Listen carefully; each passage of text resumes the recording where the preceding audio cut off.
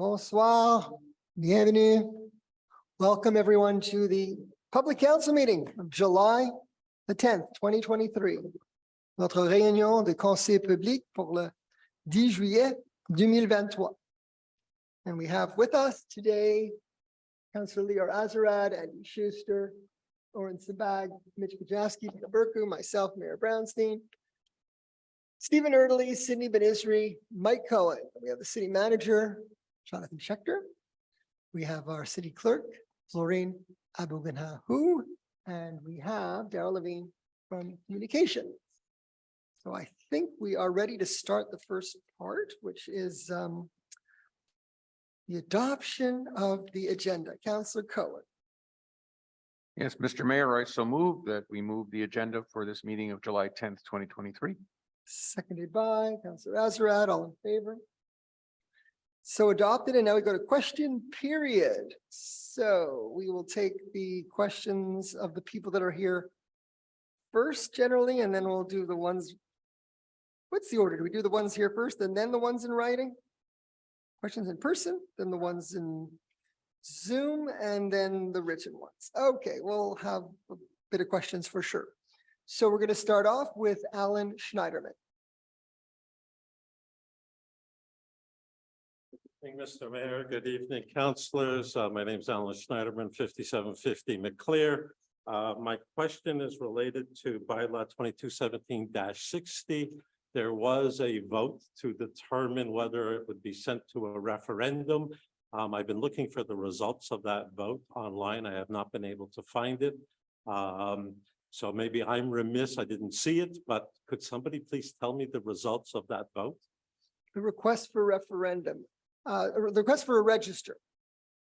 Okay, my terminology Because we have may not be accurate, but you need have 12 the votes per zone apparently in order to send it to go to a register. Is that correct?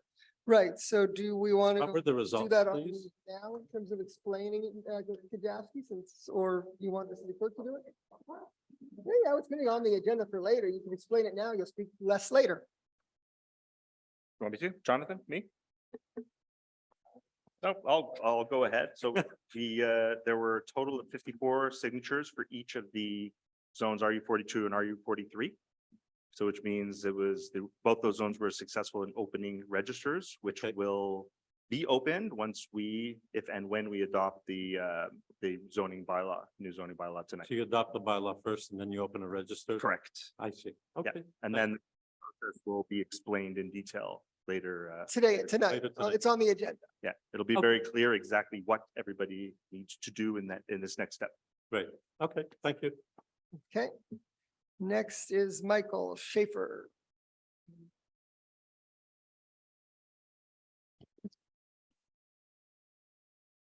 Shafter, sorry. Good evening, Mayor and councillors. I'm not the smartest person in the room, so excuse my ignorance. A decade ago, Côte Saint-Luc may have settled for a Cavendish extension crossing CP land to get to DeCarry Boulevard. But today it only gets you into a traffic jam during rush hour.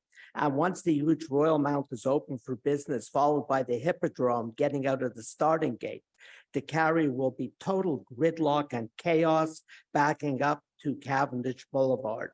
On that day, it ain't no joke, my family may have to bring sleeping bags for the long ride. And DeCarry outlet may be open, our quiet residential area to traffic by those using Cavendish as a shortcut. I want, and you should want, CP moving out of the rail yards, same as done in Outremont, Angus Yards, and other yards on island to make way for housing development and many extensions through it, going directly to the Metropolitan, Ville Saint Laurent, Trans-Canada, Dorval, Lachine, etc., without going through DeCarry to get there. And I believe CP previously mentioned a location to move their yards off island. I'll be finished in a minute. It would be a win-win for all concerned. The huge CP yard, mostly in Côte Saint-Luc, is presently worth billions to CP if sold or developed by them after environmentally cleaning it up. Côte Saint-Luc would generate big revenue from property taxes annually and construction permits. Montreal would get relief from its migraine of not knowing how to address the worst traffic issue on island before the next general election. And most important, all grandpas and grandmas could secure housing for their grandchildren at a price they can afford because there is a huge supply of land on which to build a home with a white picket fence. So okay. Well, you So might get please this far respond. in the room, but your reading seems almost verbatim from articles and newspaper articles and reports on exactly what we've tried to do in the past. It's all there. Everything you said we've done, tried, not succeeded. We've approached CP Rail to move. They did acknowledge the fact that maybe one day there's a land further away that they could move to that would make sense. But right now, because it's convenient for them in their present location, they're not ready to move. But of course, we've asked, we've wanted, we've tried, done it even with former mayors. It's not even before my time. So it's something, of course, we would all like. And we would certainly continue to try, but it's not a new effort. This is an old, long-going effort that we've been doing for, well, maybe not as long as Cavendish Extension, but pretty long. Okay. Could I get one more kick at the can? Sure. Okay. I offer you this initiative to raise political and social awareness. Please organize a major demonstration for tens of thousands in Côte Saint-Luc and adjacent areas, jamming Cavendish Boulevard from Kildare north to CP Land and Mackle east to Cavendish, led by our local politicians of renown, inconveniencing few on a Sunday morning this fall or before.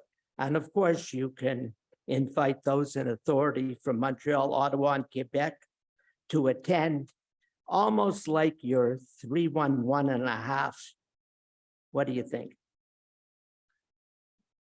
All good ideas. We will continue on those efforts. I'm not very hopeful, but I definitely agree with the vision, and it would be my dream to see that happen. So thank you for the question.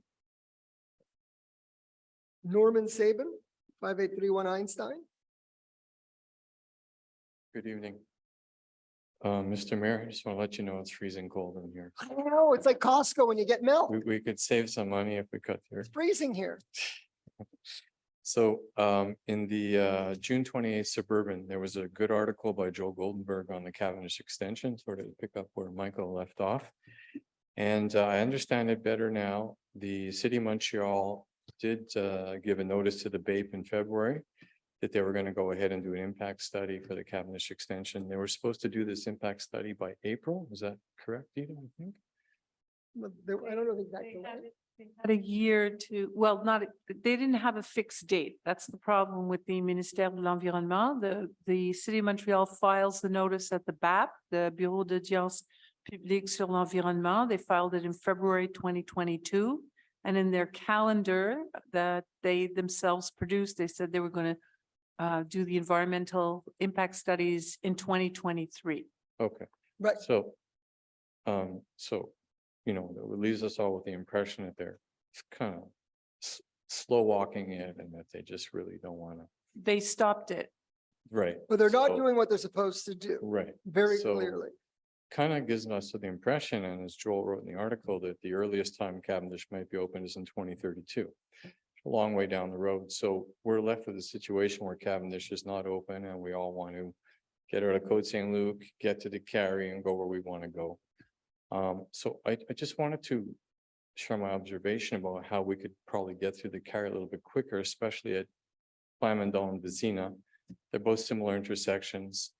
They both have 80-second cycle times. The Carry gets 45 seconds and Vizina and Plamondon get 35 seconds. Of those 35 seconds, there's a 10-second straight green for pedestrians. So it doesn't let drivers turn.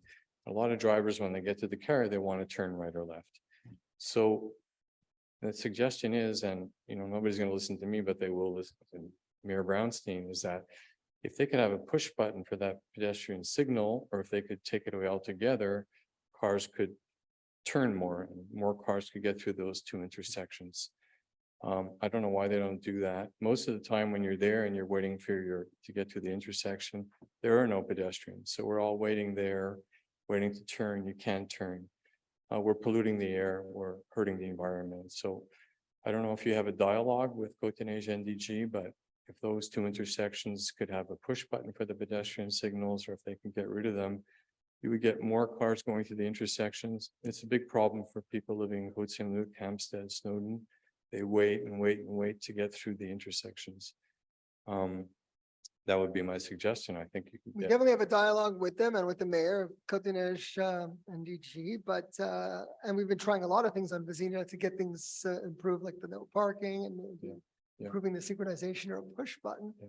So I'm not the expert, but certainly we'll continue to bring this idea. you know, forward. if there were a lot of pedestrians, I'd say, okay, but you know, you travel those intersections, there's nobody crossing the street and we're all waiting, we can't turn, you know, and I think it would be up to 35 seconds, 10 seconds, you can't turn. It makes a difference, you know, it's almost a So- third of the time. So we created a intermunicipal committee after we met with the mayor of Côte-Saint-Luc and DG. And we should hopefully meeting them soon, but this issue of red lighting the pedestrian crossings, you know, and having this four-way red that you talk about all the time, I think really we're going to have to convince Montreal that, you know, they've gone overboard. I read your piece in the Suburban, I read your piece in the Gazette.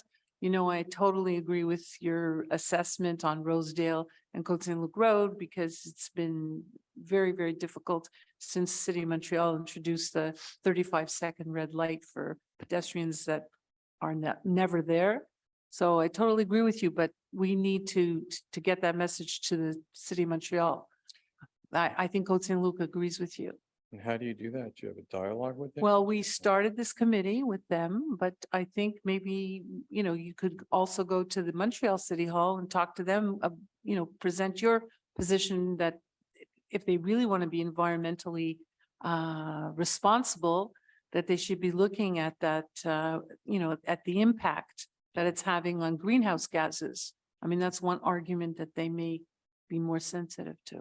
Yeah, I've actually asked that question to City Center at one of their council meetings last year, and I talked about actually the intersection of Clanranald and Vizina, right beside the Carey Square. I mean, they have a 20-second four-way red there. Most of the time, there's nobody crossing, and cars wait there for nothing. They pollute for nothing. I mean, it's ridiculous, you know. I mean, if they got rid of that pedestrian signal, you'd have 20 more seconds of green time. You'd have more cars moving along Vizina, more cars moving along Clanranald. You have people cutting through to Carey Square now because they're sick and tired of waiting for the light at Vizina. You know, they don't need that pedestrian signal there. There hasn't been a pedestrian accident there in 40 years, as far as I know. Councillor Ben-Isri, have you ever heard of a pedestrian accident at this intersection? Vizina and Clanranald? I mean, it's Mitchell, Tito. I mean, Not that I know of, but I'm it's not. crazy. I not mean, it's long. not going to make it. There's been a couple of close calls in that area. Well, there's always close Not, calls. not, but- definitely not, you know, as extensive as justifying like large scale pedestrian Well, walkways and stuff like that. But I do know of cases where it has happened. Well, there's always close calls, there's always dirty looks and everything, but I mean, you know, you have to go by objective data, and there hasn't been a collision there with pedestrian. And now you have people racing through the Carey Square, and there will be people that get caught because they're not expecting cars to come. We will through there. definitely Yeah. present your suggestion on, doesn't have to only be on his behalf in his articles. We'll follow up. Councillor Italy? Yeah, I'll just add a few points. So first, we used to get from the city of Montreal, although we haven't got recently, really interesting statistics on accidents by intersection. The number of pedestrians, the number of cyclists, the number of car accidents, literally by intersection on the entire Mhm. island of Montreal. We haven't received it recently, but that is one thing we could, you know, and I think it's a good reminder to push them to get that. What I will say is two more points though. One, at the time, as of the latest report we did have, Côte Saint-Luc was the only city on the island of Montreal where more seniors were, as pedestrians, were hit by cars than children. Every other city on the island of Montreal had more children. So it is something we're cognizant of, especially with our population. We want to make sure those who are a bit older are safe. And I will also share last point, Côte Saint-Luc Road in Westminster, for example, which is completely in Côte Saint-Luc. It's in my district. It's an intersection I've spent a lot of time, and I would go there with my stopwatch and count and so on. But I can share that intersection. If no one presses the button, it skips the pedestrian cycle. It only is activated when someone presses the button. So it's something I guess my point is when the intersection is in Côte Saint-Luc, it's easier for us to control it. When it's on the border or in Montreal, it's more complicated, but I would say it's something we are cognizant of. But So- that idea will be presented to our colleagues when we have our next meeting with the mayor. Can I just have a quick follow-up? So if you have all this accident data, can you tell us at Rosedale and Côte Saint-Luc Road, how many accidents have there been in the last So, 25 years? well, I was going to say we haven't gotten it in quite a few years, but I can see if I can pull it up. Yeah, or at Vizina and Clanrano, do you know how many accidents have been there? I'd have to pull up the data, but like I said, it's from a few years ago, but definitely we should push Montreal to get an updated version of that. So I'll reach out through our engineering department. Thank you. Thank you. So those were the ones in person. Now we'll do the ones online and then in writing.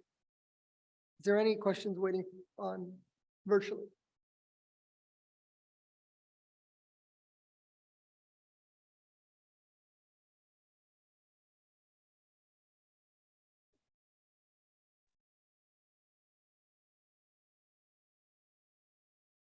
Toby Mendel, go ahead. You mean Toby Schulman? Toby Shulman, like Dead Sea. No, I have to look back. You're around? All right. Okay, I have a few questions. I hope that there'll be time. My first question is, are there any plans for a community meeting to bring information about Côte Saint-Luc's emergency preparedness plan to the constituents? Being that it's the 10th year anniversary of Lac Mégantic and having heard of 2 recent toxic chemical spills in the United States, one in Ohio and one in Minnesota, I think because we have trains on both sides of us in Côte Saint-Luc, I think the community should be made aware of Côte Saint-Luc's plans in case of different emergencies, whether it's train chemical spills or train derailments or also profound heat for days, ice storms, etc. I used to speak to Councillor Glenn Nashin about this a few years ago, and I'm wondering who's in charge of this file now, and can a plan be made to bring this to the attention of the people of Côte Saint-Luc? No, I'll refer that to Councillor Sabag, who's in charge of that for public safety. So thank you, Mr. Mayor. There is a active emergency preparedness plan. It's part of the rules and the laws governing cities. We have to have one. It's updated regularly, and we are in the process. Sorry. No, we have it on our Yeah. website. Yeah, it's on our website. We're in the process of refreshing it with a committee as well that's being refreshed, and our Director of Public Safety, Philippe Chateauvert, is involved in making sure to move the dossier forward in a timely fashion. I hope that answers her question. Sure. Next. Second question. What is the procedure when you hear a car racing down Cavendish Boulevard? I called public security 2 nights ago, and they said they don't have a gun if they stop the driver. I should call the police. I called the police. They said they can't check if a car doesn't stay still. Did I do something wrong? I thought that that's what we were told to do in this case. Councillor Sabag is going to follow up on that as well. Thank you, Mr. Mayor. So any moving violation has to go to the police.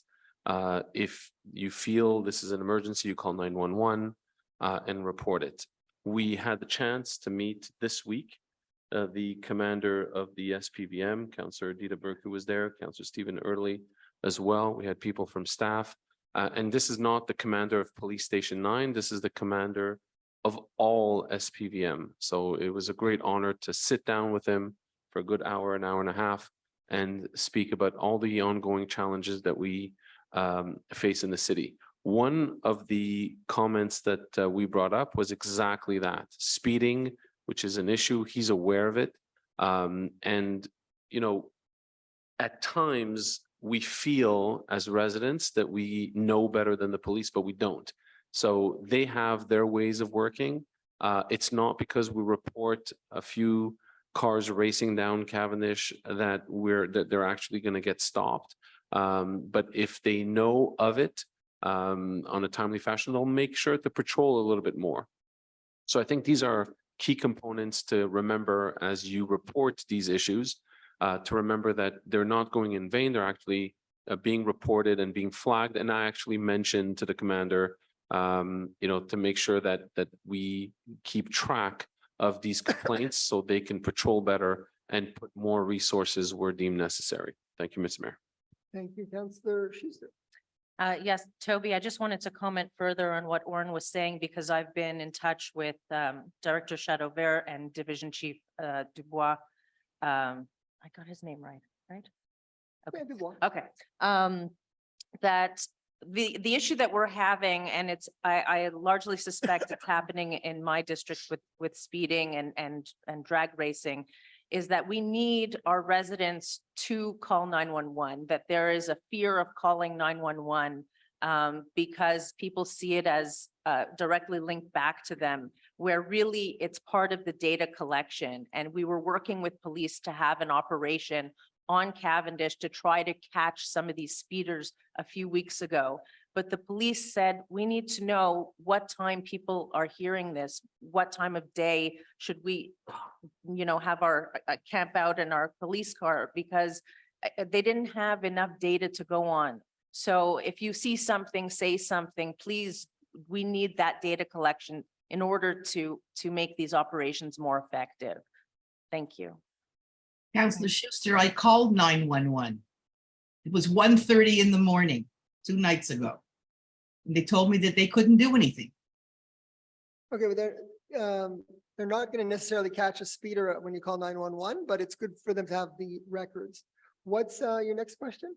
The third question, I tried last year to get 1 or 2 benches on the avenue between Cavendish and the entrance to the TD Bank and the tower. When I walk from City Hall to the mall, I need to have place to sit down. And last year, Public Works said they didn't have any extra benches and they couldn't do it. And I'm wondering if they were able to do it this year. Well, now that you made the official request to council, we will make sure in the minutes, please, Maître Schafter also to follow up with Public Works to see if they have an additional bench or 2 to place in that area. I know there's always a request for benches, and of course we have the fancy, expensive ones, but we also have some old ones too that might not be as beautiful, but can serve the purpose. Would it be okay for the resident just to repeat the exact location she's requesting the benches? I'd like to take note of it.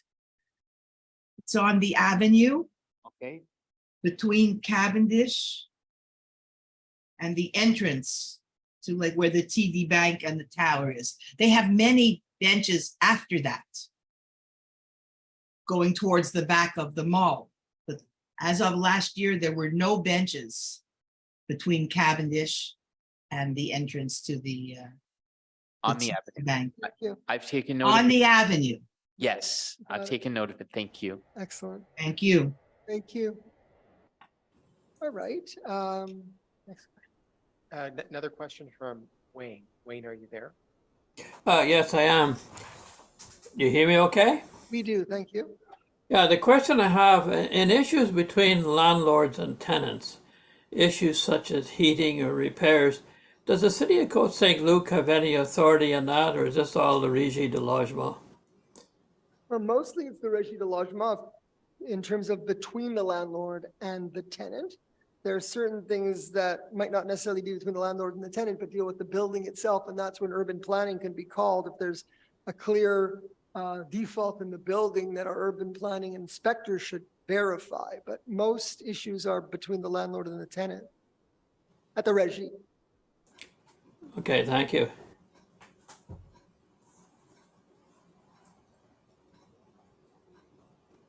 We do have a tenant portal now on our website. If you want additional information, you can go to cotesaintluc.org and I guess Google tenants portal. There's a tab there. Great. Okay, thank you. Any others? That's it. Okay, so now we're going to go to the written ones, please. The first one is Mark Needleman.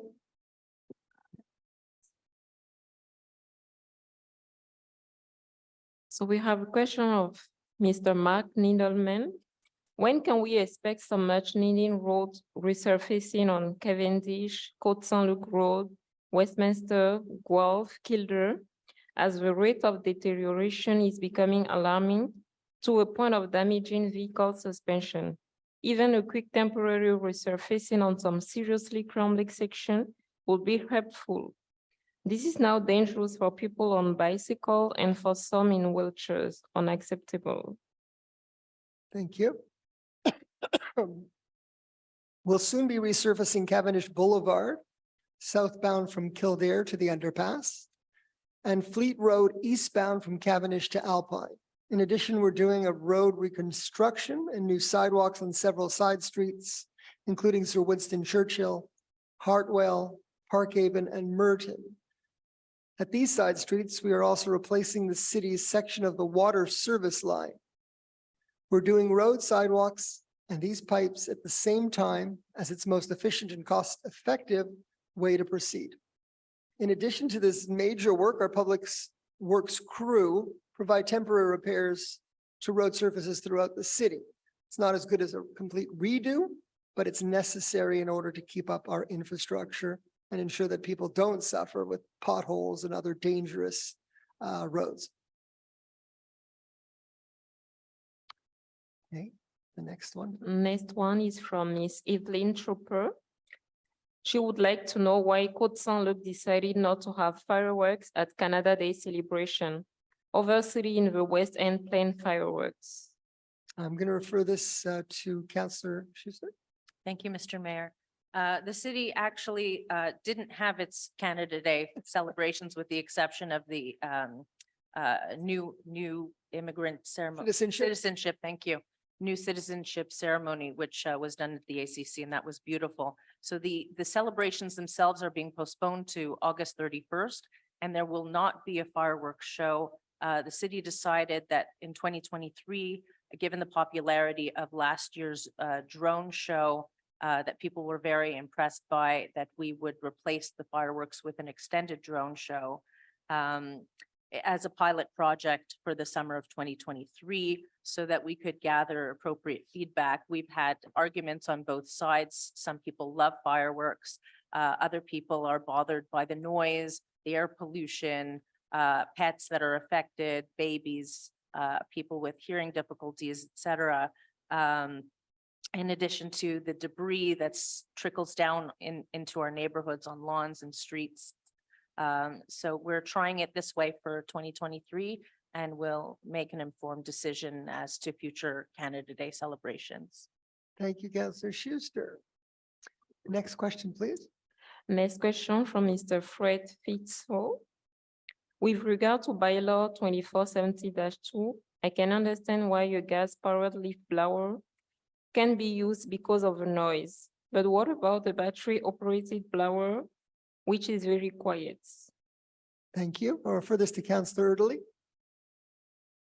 Thank you, Mr. Mayor. So, yeah, so I'll clarify. So the issue with blowers is twofold. One is the noise, and the other is also with regard to particles that are released. So in terms of the noise, I would say probably the gas-powered ones are more noisy, but the battery ones create quite a bit of noise as well. And I'll say also in terms of the dust particles that are generated, if you can imagine, they're blowing not just leaves, they're blowing all the dust and sand and so on that may be on the road or sidewalk or lawn, and this creates a nuisance as well. What I will say is this is our first year doing this. We've only banned them completely from June 1st to August 31st. And I'll share, I was looking at a list, for example, of other cities, because it's our first year, I would say we're a bit more relaxed if I compare to, for example, so we've banned them, let's say, for 3 months. But if I look at cities like Beaconsfield, Westmount, Montreal West, for example, who banned them for much larger period. And obviously, we'll see how things go throughout the year, and as well as something we could revisit. But in the meantime, the bylaw again is banning leaf blowers, both gas powered and battery powered. Thank you. Thank you, Councillor Erdely. Next question, please. Next question from Ms. Gabriela Artsy. Could you consider passing a law reducing the noise of grass cutting machines? They are used in Westmount and DDO it makes a huge difference cutting the daily noise level down. I'll refer that to Councillor Italy as well. It's Yeah. new news. So I'll share, we don't have it's an interesting one. We don't have a bylaw on this. What I can share is that we are updating our bylaw, for example, regarding noise or nuisance from things like pool heaters, air conditioning units, for example, or, thermal pumps and so on. So we're in the process of updating our bylaw because those are ones that we've received a lot more complaints about. I can tell you it's one that I get on a regular basis. One neighbor lives next to the other neighbor who has their HVAC unit right on the property line, or they have a pool and the pump for the pool or filter. So those are the ones we are dealing with now because we get more complaints, but definitely this is something we can look into as well. Thank you. Very good. Thank you, Councillor Italy. So I think that's a question period for now. There's another one at the end of the meeting if people have additional questions on items on the agenda. So approval of the minutes. Mr. Mayor, point of Go ahead. order. We neglected to do our new land acknowledgement at the top of the meeting. Sure. So who's doing it? I mean, It's recorded. recorded, right? No? Well, we should put that on the agenda so we remember now at the top. Is it written somewhere?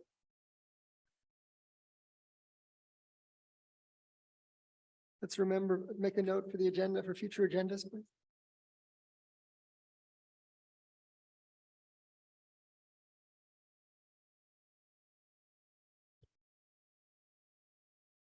Yes, it was really done well, right?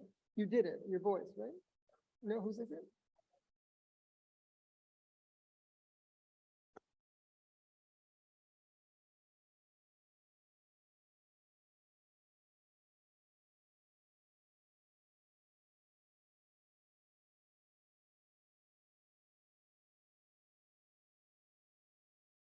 Justice, devoir du souvenir, liberté culturelle et inclusion sont des valeurs chères à la ville de Côte Saint-Luc. Nombre de nos résidents et leurs descendants ont construit leur vie ici, après avoir fui des situations difficiles ailleurs. Le Canada a été leur refuge, mais pour les peuples et les communautés autochtones, les politiques gouvernementales au Canada ont créé des injustices. L'île de Montréal où nous sommes réunis aujourd'hui porte un nom beaucoup plus ancien, Tiohtià:ke.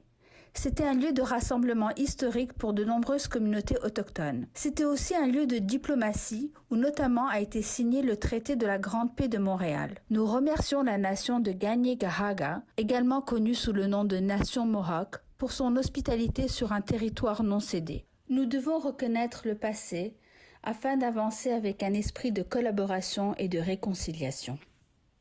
Justice, remembrance, cultural freedom, and inclusion are important values to the city of Côte Saint-Luc.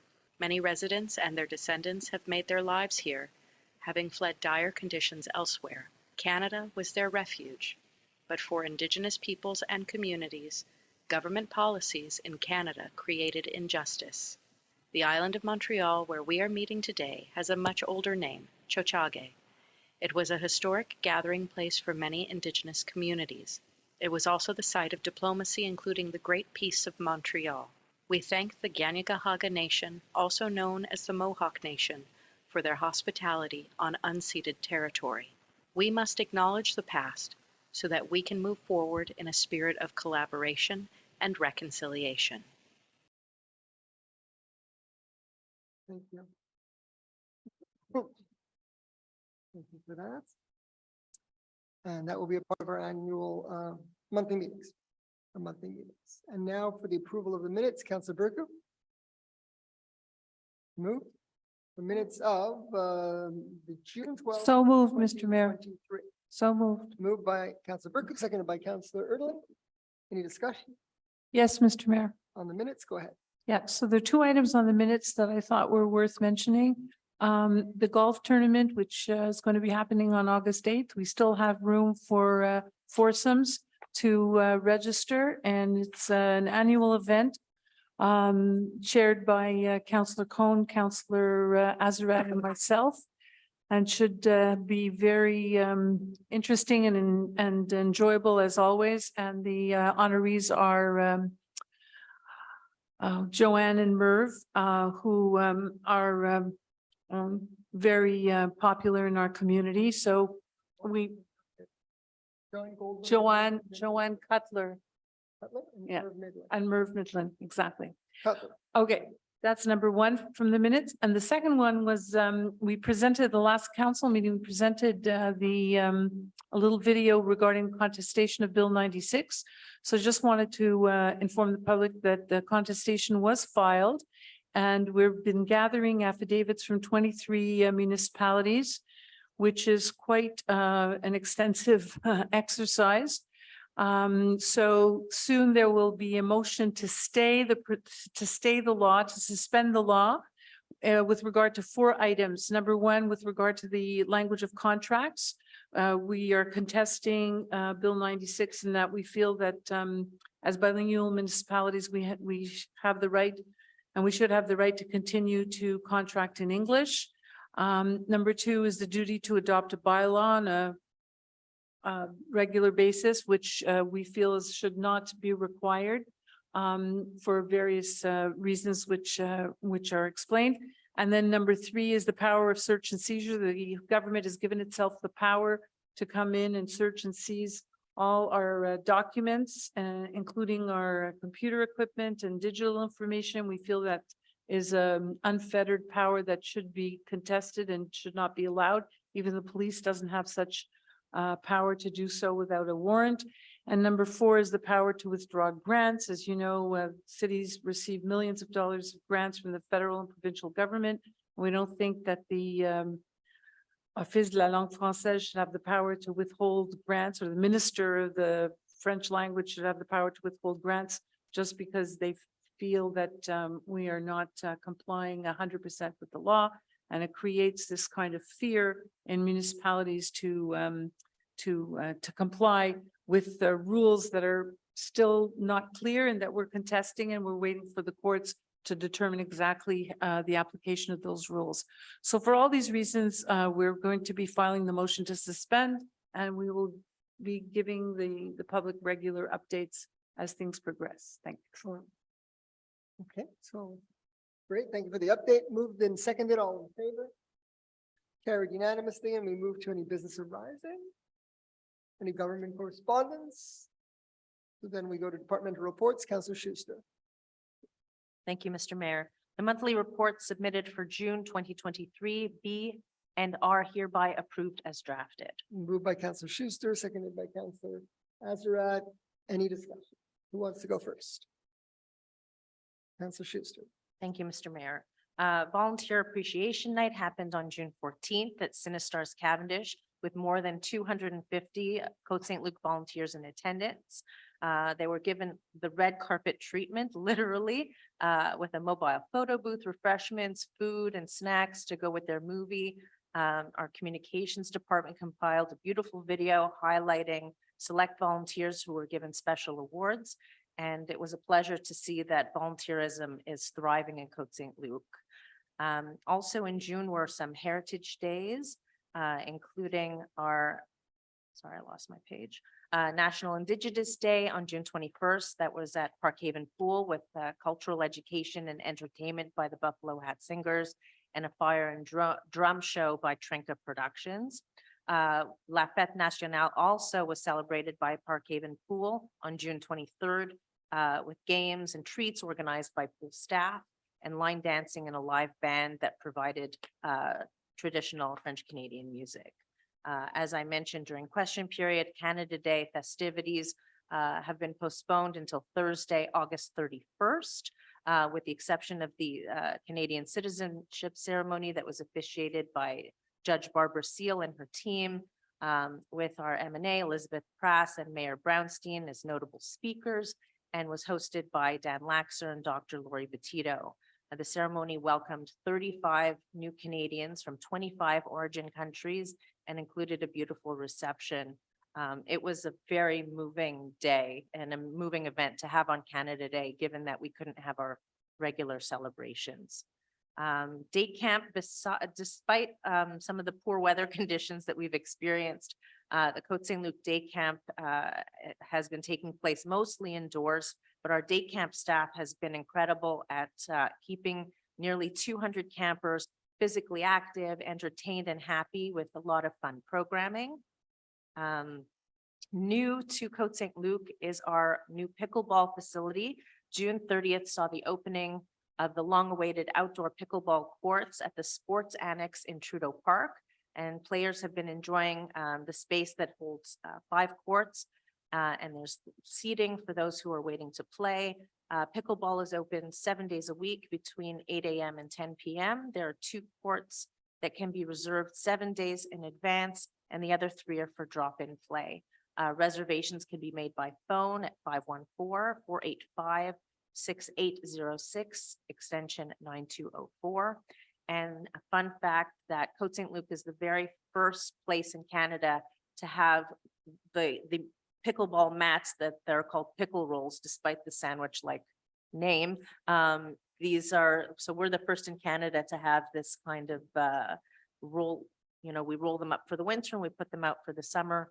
And we're waiting to hear about some kind of ribbon cutting that will happen at the facility in weeks or months to come. No, they're quite innovative. It allows us to use our facility at the annex all year round as an ice service in the winter and pickleball courts in the summer. So yeah, summer, spring, fall. Great. Absolutely. And People as are always, doing- I'd like to thank our hardworking and dedicated staff, Director Ziga, and the entire recreation team, as well as our many seasonal employees who are making things happen at the pool and at camp this summer.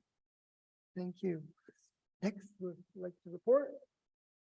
Councillor Cohen. Thank you, Mr. Mayor. First of all, thank you, Andy Schuster, for being the latest guest on my podcast. You did a terrific job. So people could go to mikecohen.ca. The link to my podcast is there with Councillor Schuster. I've now interviewed all 7 members of council, and Mayor Brownstein is next on the list when we can find an opportunity to talk. And I'll be going on beyond that to hopefully I'm going to ask Mr. Schechter to do a podcast with me and some of our city officials. So we'll continue that. Also just posted on our library YouTube channel, my interview with the local authors. Kid Mercury was a celebrated individual, played the trumpet at Montreal Canadiens games for all those Stanley Cup champions at the Forum. He's written a children's book. So that is online right now. Councillor Burke, who announced the golf classic. I'm looking around the room here. We have foursomes. I would like to see Mr. Schechter come and golf with us. Maybe him and Sharon Friedman can get a foursome. I'd like Dr. Norman to come and take a day off from the doctoring and come golf. We have spots, individual or foursomes. I'd love to see some of our council regulars. I'd love to see Joel Goldenberg golf. So please, if miniature golf, okay. Well, if you're interested, please spread the word. We are looking, we have a number of spots still available. We want it to be a great day.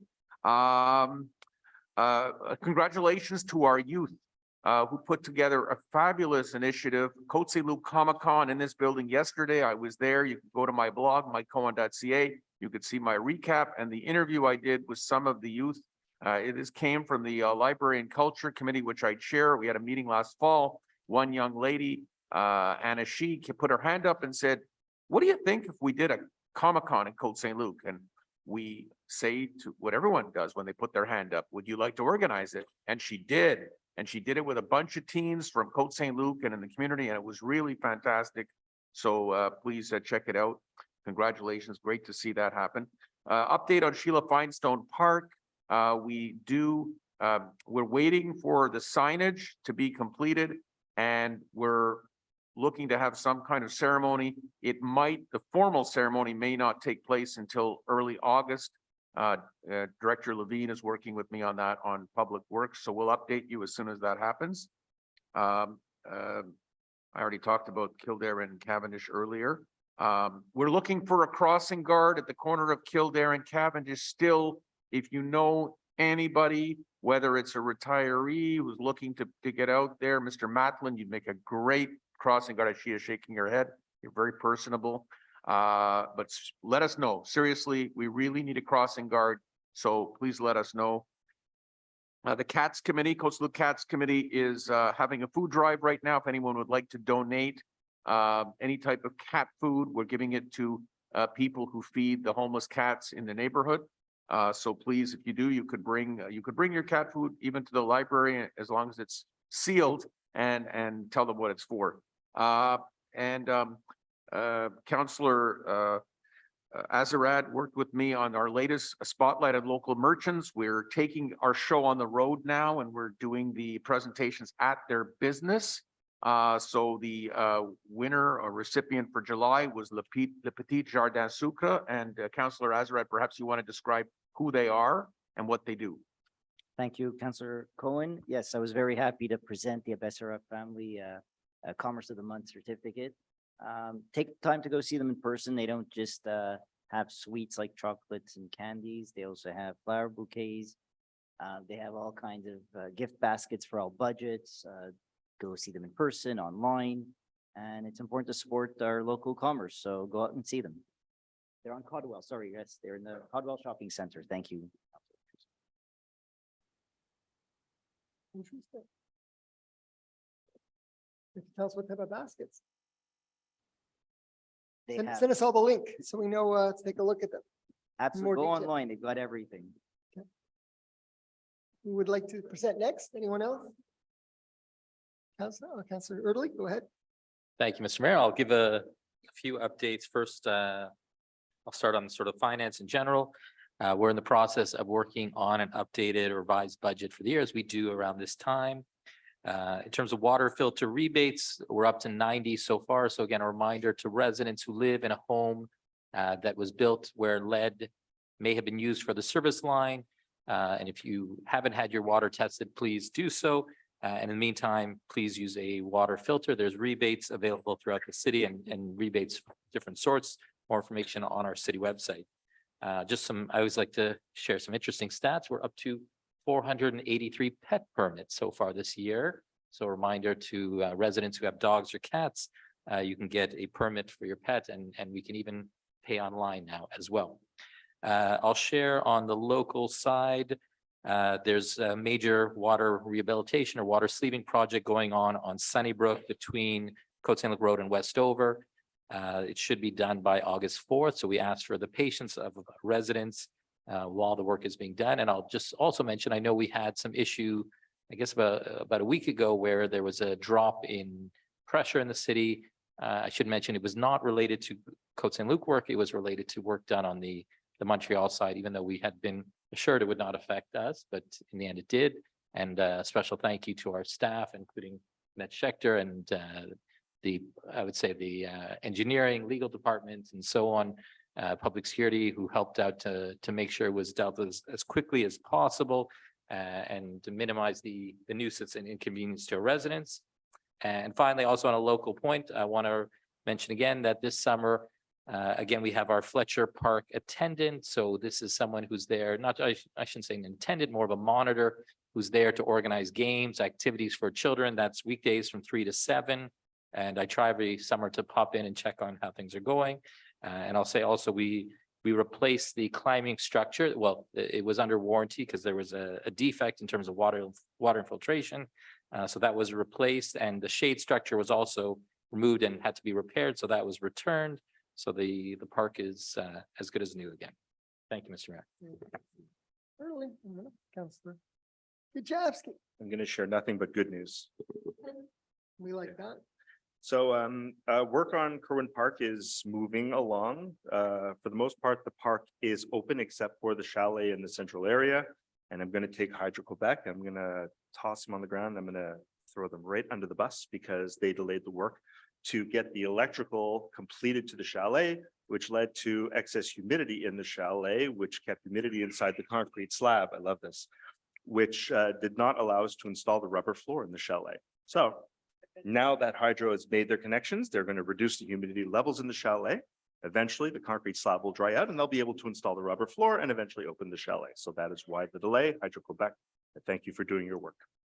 That said, the rest of the park is open. The orchard area is open, and the adult exercise equipment, playground, the splash pad, and the bathrooms are open as well at Alan J. Levine Playground. As well, there was an additional grant amount awarded to the city in the amount of $302,950.94. Don't forget the 94 cents, which actually increased the grant amount by about 8%. So it took the total grant to $4.24 million that we got from the federal and provincial governments, which is great news. We were not over budget on the project, but this allows us a little bit of a cushion and I guess a little bit of extra insurance for unforeseen things that will occur in the next couple months once the park is opened. I'd also like to thank the 40-odd residents, constituents of mine who came to my district meeting. I see a few of you in the room here. I'm sure you're not here for happy things. I suspect I know why you're in attendance.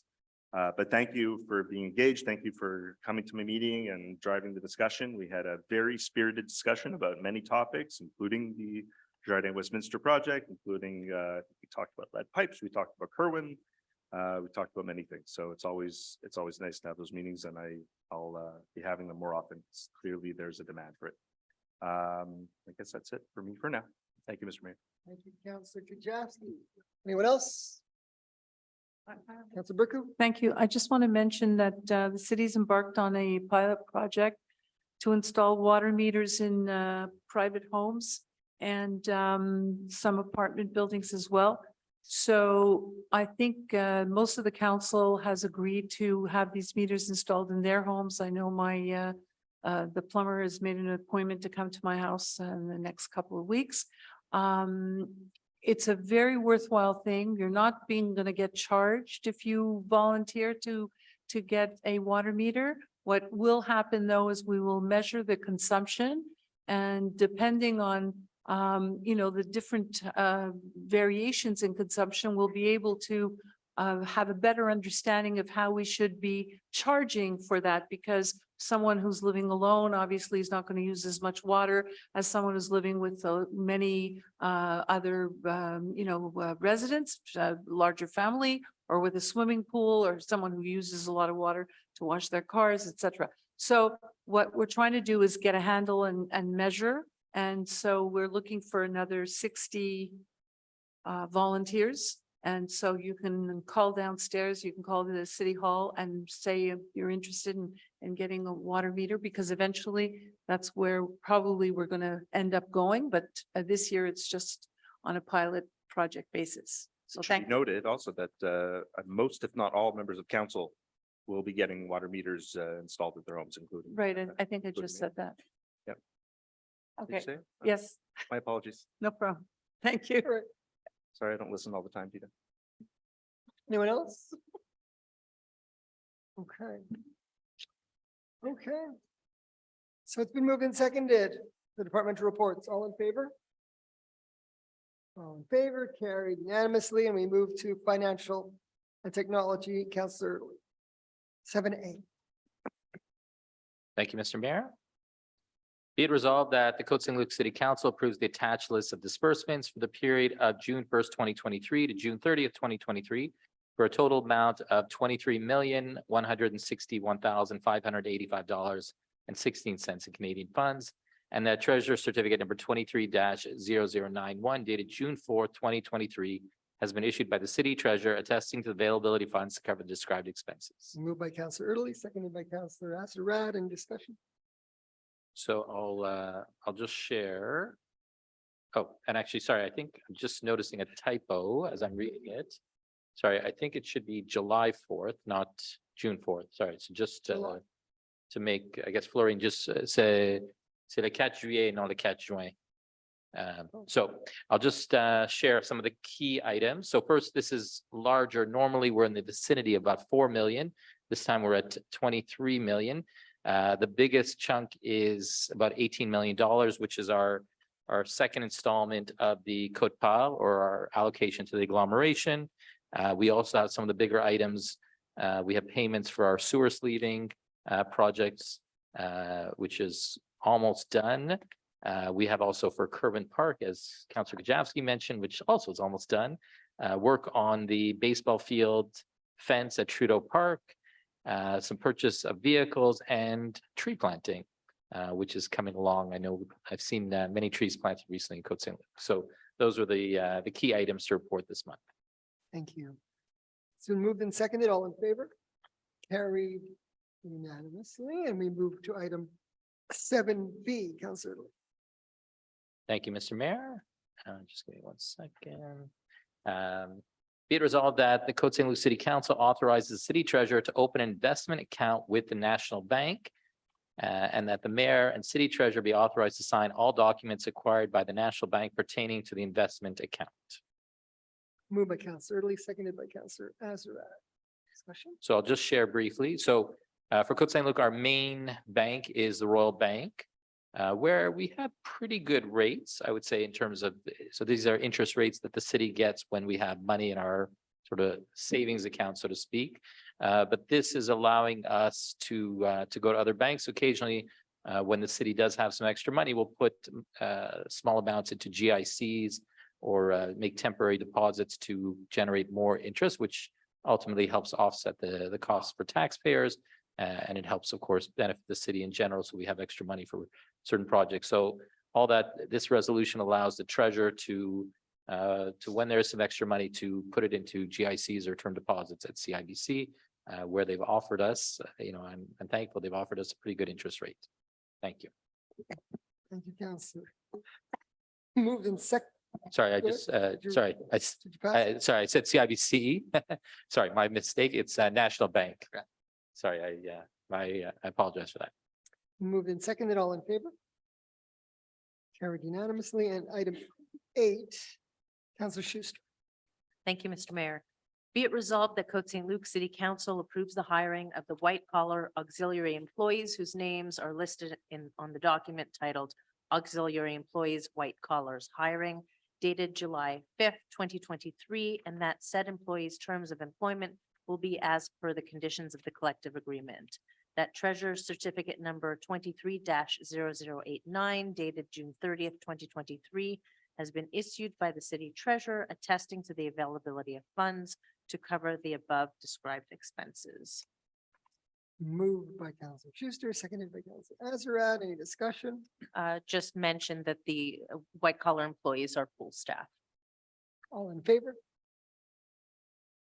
Carried unanimously. And now we go to B, Councillor Binisri. Blue Merci. College. Merci, Monsieur le maire. Est résolu que le conseil municipal de Côte Saint-Luc ratifie l'embauche des employés auxiliaires col blanc. Oh, sorry, I think. Les cols bleus. Col bleu.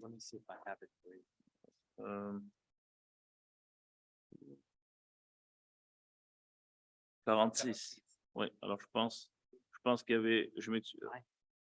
Voilà, est résolu, oui, les cols bleus, c'est juste, c'est la fin de la phrase, je m'excuse. Est résolu que le conseil municipal de Côte Saint-Luc ratifie l'embauche des employés auxiliaires col bleu dans les noms figurent sur les documents intitulés recrutement de col bleu auxiliaires travaux publics 2023 daté du 10 juillet 2023 et que les conditions d'emploi dédiées employés seront conformes aux conditions de la convention collective. Que le certificat du trésorier numéro 23-0090 daté du 5 juillet 2023 a été émis par le trésorier de la ville attestant la disponibilité des fonds pour couvrir les dépenses décrites ci-dessus.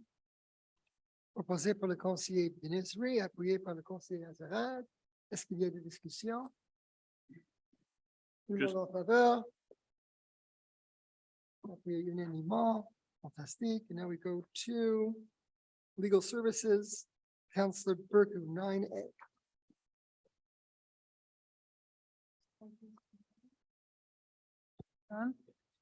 Thank you. So be it resolved that je vais lire en français. OK. Je vais lire en français, je lis en français ici. Qu'il soit résolu que le conseil municipal de la ville de Côte Saint-Luc ratifie et confirme la nomination de André Raffolissi, directeur des services financiers et trésoriers, afin qu'il siège sur le comité décrit ci-dessus en conformité avec la note de service signée par le directeur général à compter du 14 septembre 2022. C'est concernant la nomination d'un membre du comité sur l'accès à l'information et la protection des renseignements personnels. Merci. Merci. Proposé par le conseiller Burku, appuyé par le conseiller Early. Est-ce qu'il y a des discussions? C'est juste pour nommer notre nouveau trésorier Andri Rofilisi comme membre du comité sur l'accès à la formation. Tout le monde en faveur? Appuyé unanimement et maintenant on va aller au B, 9B. Councillor Cohen, 9B.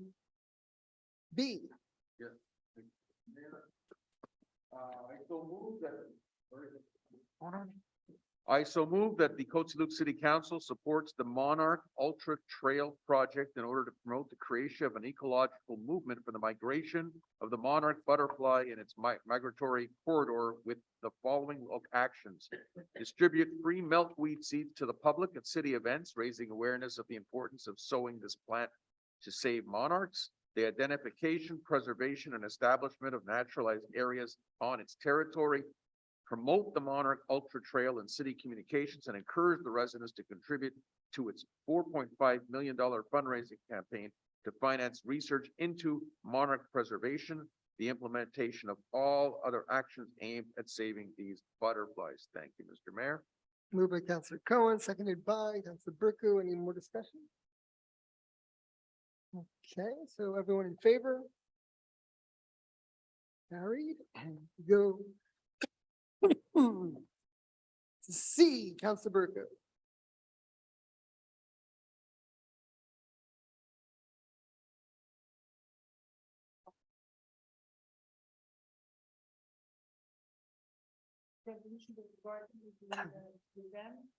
Sorry, this is a resolution with regard to the REM on the island of Montreal. I'm going to read the whereases.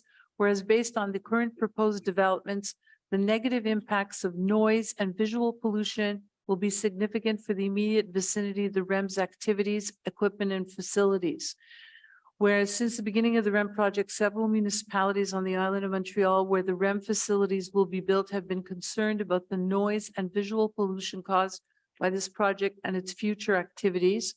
Whereas there is reason to express concern in this regard and to ask CDPQ Infra to take concrete action to reduce as much as possible the negative impacts already foreseeable along the entire route of the REM. Be it resolved, the Côte Saint-Luc Council expresses its support to the town of Mount Royal, as well as to all other municipalities on the island of Montreal where REM installations are planned in order to ensure the peace of mind and quality of life of their residents. That the Côte Saint-Luc Council supports their efforts with CDPQ Infra to obtain the design and implementation of all concrete measures required to reduce the negative voice, noise, and visual impacts that will be caused by the REM along the entire length of its network, and that the City Council of Côte Saint-Luc directs its clerk to send a copy of this resolution to CDPQ Infra, as well as to the Minister of Transport and the Minister responsible for the Montreal region, to the Mayor of the City of Montreal, and to all cities linked to the Montreal Agglomeration. Moved by Councillor Burku, seconded by Councillor Samag. Any discussion? Yes, so just to explain that the REM, as you know, is starting on the South Shore and going through the center of the island of Montreal, across TMR, over through Saint Laurent and all the way out to the West Island. This particular resolution was requested by TMR because the noise emanating from this rapid electric, I don't know what the M stands for, but is absolutely, it's apparently extremely noisy. I haven't heard it yet, but those who have suffered the consequences, and they feel that probably in the design, but even now there should be some mitigating effort made in order to reduce the impact of the noise, especially the noise, so that we're adopting resolution in support of those cities that are going to have to put up with this. I mean, it's a good thing, but sometimes you have to mitigate the impact, and in this case we're requesting that it gets done. Thank you. Thank you. It's been moved and seconded. All in favor? Carried unanimously. We go to C, a resolution refusing to ratify an offer of settlement. Councillor Burku. Okay, so now it's 9D. Just going to read the resolution. Whereas on April 6th, the claimant filed a claim against City of Côte Saint-Luc regarding alleged damages related to a fall that occurred on November 5th, 2022 in Côte Saint-Luc Park. Whereas on May 24th, 2023, at the case management conference, the claimant agreed to participate in the mediation session recommended by the judge. Whereas at that time, upon recommendation of the mediator, the claimant accepted an agreement stipulating compensation in the amount of $5,000, subject to ratification by the City of Côte Saint-Luc Council. Be it resolved that the preamble of this resolution shall form an integral part thereof, as if cited hereinafter at length, that the Côte Saint-Luc Council hereby authorizes the settlement, does not authorize the settlement of the aforementioned claim for the amount of $5,000, including taxes, and that the Director of Legal Services and City Clerk is hereby authorized to continue the legal proceedings leading to the hearing of the claim. In other words, we're contesting the claim and we are not settling the claim. Thank you. Thank you, Councillor Bercu. Seconded by Councillor Erdely. Any discussion further? That's pretty clear. I think for the record, I should have mentioned the claim number, which is 1610-2021-021. Thank you. all in favor? Thank you. The offer of settlements refused. Resolutions passed. Okay, Public Works, 10A. Councillor Benizri. Merci, Monsieur le maire. Et résolu que le conseil municipal de la ville de Côte Saint-Luc octroie par la présente un contrat à Progazon Arboriculture incorporé pour l'achat d'une déchiqueteuse usagée pour un montant total de $35 000 plus les taxes applicables. Que les dépenses décrites seront financées par le règlement d'emprunt numéro 2546 qui a été déjà approuvé par le ministère des Affaires municipales de l'Habitation. Que le certificat du trésorier numéro 23-0092 en date du 5 juillet 2023 a été émis par le trésorier de la ville attestant la disponibilité des fonds pour couvrir les dépenses décrites. Posé pour le conseiller Benizri, appuyé par le conseiller Azerad. Est-ce qu'il y a des discussions? Pas beaucoup de choses à dire. Tout le monde en faveur. C'est accepté unanimement et maintenant on va aller au B. Oui.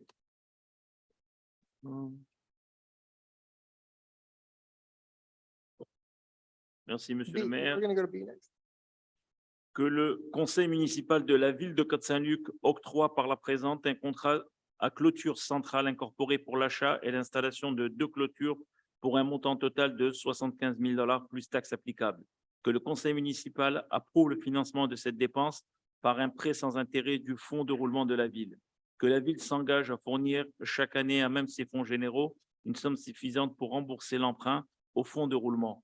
Que les termes du remboursement n'excéderont pas 10 ans. Que le certificat du trésorier numéro 23-0093 en date du 6 juillet 2023 a été émis par le trésorier de la ville attestant de la disponibilité des fonds pour couvrir les dépenses décrites.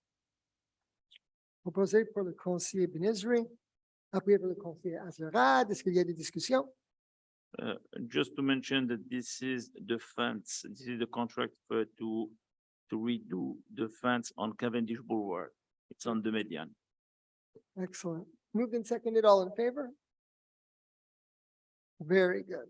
Passed unanimously. We go to Urban Development, 11A. Councillor Kajavsky. Thank you, Mr. Mayor.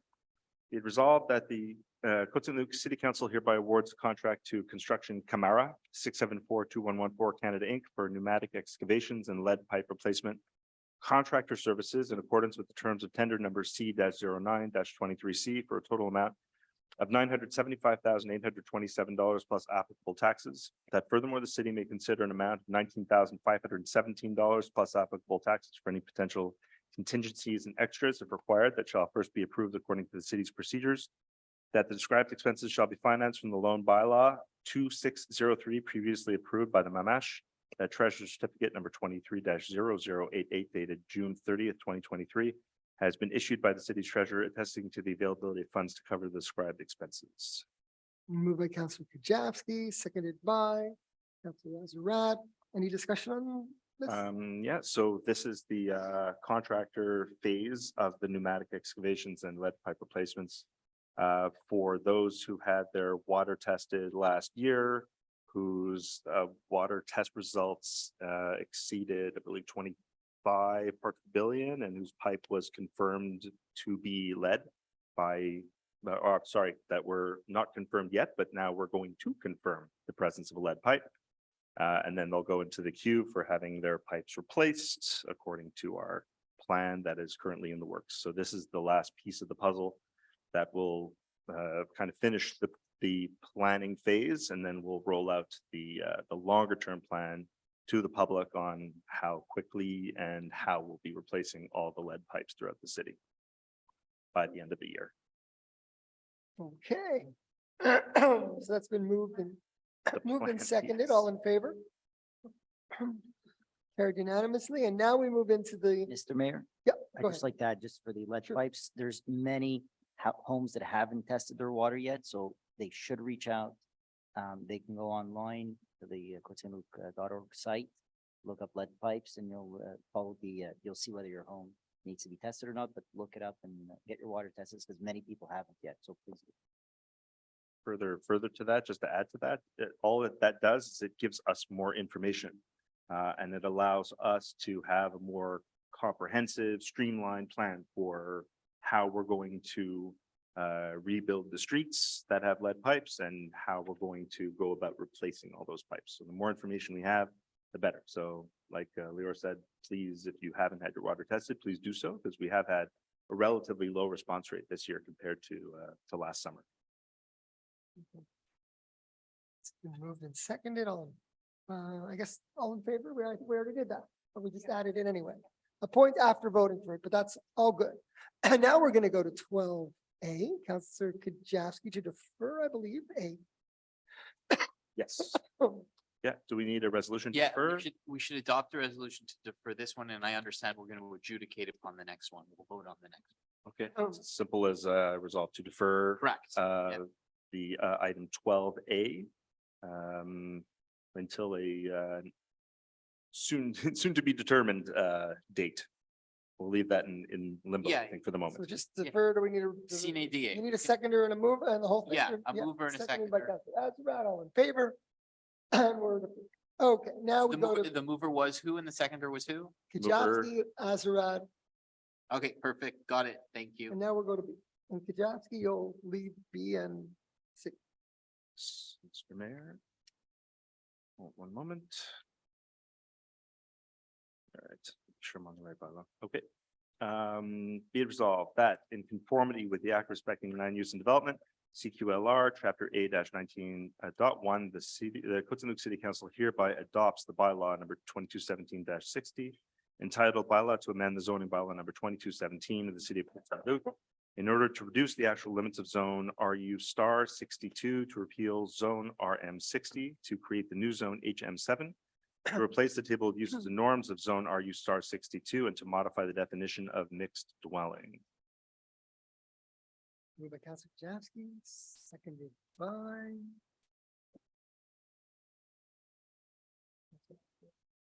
Whatever. Discussion, go ahead. Okay, why don't we, here, well, let's save the discussion for, is there another, hold on. All right, No, this is the, yeah, that's true. Next is Cavendish. Okay, so let's Correct. discuss. Okay, so this is to adopt the bylaw for the rezoning. We deferred the master plan regarding Westminster for the proposed project.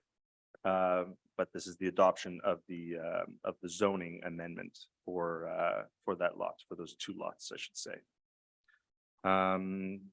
I will say that at this point, in good faith, we have decided, after discussion with my council colleagues, to move through to the register phase.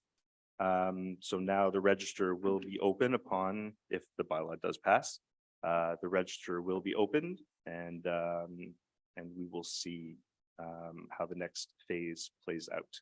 I will say that we did get a significant response to the opening of said registers. So I guess all options are open right The now. request is for the numbers, right? Earlier in the question Correct. period, they wanted to know the exact number. So do we have that to provide? No, to provide the number of people that came to sign the register. So Request for 54 people signed the register or signed the request to open the register in each of the zones or the eligible zones, or two of the eligible zones, as I say. So 54 signatures in zone RU42 and 54 signatures in RU43, which represents approximately 18% of the electorate in each of those zones, which is a fairly significant number of electors. What else? What else? So Do we want to talk about the details of the next phase? just how to explain the process, how it works, whoever wants to explain it. Oh, I boy. just- I'll just Stephen, you want share. to go ahead? 'Cause No, we're in the I'll middle. let you explain. Related to the two But I was gonna say, I put it on the screen. registers right now. I put it on the screen, so that's, I was gonna say. Because I want to make sure I've got my facts straight, because RU42 and RU43 are different and being treated differently. So there will be two registers opened, one register for RU42 and one register for RU43. RU42 will have a say regarding the rezoning of zone RM60 only. And zone RU43 will have a say on the rezoning of RM60 and RU*62. That said, if either of those rezonings are defeated, I would say at that point, the rezoning itself is defeated because the rezoning is related to both of those lots. So even though RU42 is only potentially voting in a referendum on zone RM60, that still would effectively kill the project if that rezoning is struck down. I guess that's all. I mean, there'll obviously be questions related to this at the end of the meeting, so I welcome them. And well, what was it? 34? Okay, so the required number of signatures on each of those registers, I'm not sure which zone, but 41 signatures in one zone and 43 in the other. 42 is 41? RU42 has 298. 298 total electors in RU42. Just saying, RU42 has 298 eligible electors that have been inscribed to, as on the electoral list. So an RU42, 41 signatures is required in order to open a register, trigger a referendum. And in RU43, there are 300, I had 316, but I only see on the table, I only see 307. Okay, that's interesting. Okay. So 307 eligible electors, of which 43 signatures would be required in order to trigger a referendum. And those signatures have to be given at City Hall. And this is something that our city clerk should explain. Much like an election, you'll have to Oh. come in person to effectively Yeah. vote, but you're signing your name to an official register. And you have to arrive in person. There will be a 1 day available to do so. I am attempting to, yes, and I'm attempting to ensure that that day is not during any significant vacation period. Make sure that everyone is present. So if you work, you can't vote. No, it'll be in the month of August. Is there any? You're having a free for all? Every election. You're having a free for all? Well, we will have a second question period, but no, they want to know all the questions, so provide as much information as possible. So I don't know if you want to provide as So- much information as Easier if we have possible, a Mr. dialogue. Schechter. I'll let, unfortunately, our city clerk tonight has fallen ill, but our assistant city clerk is here and she can either take your question and get back to you or answer your question if she has the answer. But could we provide a general explanation of the process, how it works? Is it, no, not for, no one is allowed to talk from the audience, but I can ask him to explain what I think you're thinking. So can you explain the entire process of how it works? Meaning how many hours it's open, what day of the week, when around, the whole process of how a register works. Sure. I mean, I will start the explanation and I'll have Florine add in details because I'm sure the residents also want to know how this specific process works. So having been a city clerk before, it's my pleasure to give you an overall description on how registers work. In your particular case, because you are only a specific amount of zones, the law says that the register is for a 1-day period between 9 a.m. and 7 p.m. So it's continuous. So there's no point during that period where the city is allowed to close. During that period, those who are eligible, it is very important. I cannot insist upon this enough, that whoever comes must bring valid and proper identification. So the law defines 3 documents, and it's really important that you tell anybody who wants to sign this to bring the valid identification the day they would like to sign. So it would be Medicare card, a passport, or a license. And again, I want to repeat myself, it is very important that anybody who wants to come and sign the register, bring a valid piece of identification.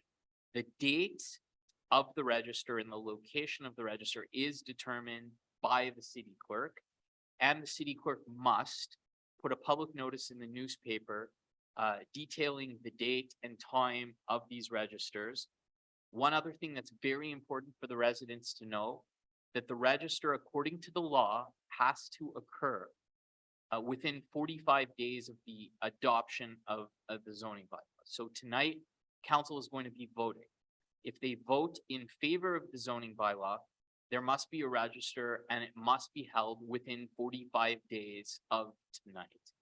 Florine, I don't know if you would like to add any other details or anything possibly that you would like to add. You don't have to, but if there's something that's about, if there's any specific question that I could answer, having done the job before, I'm happy to do so.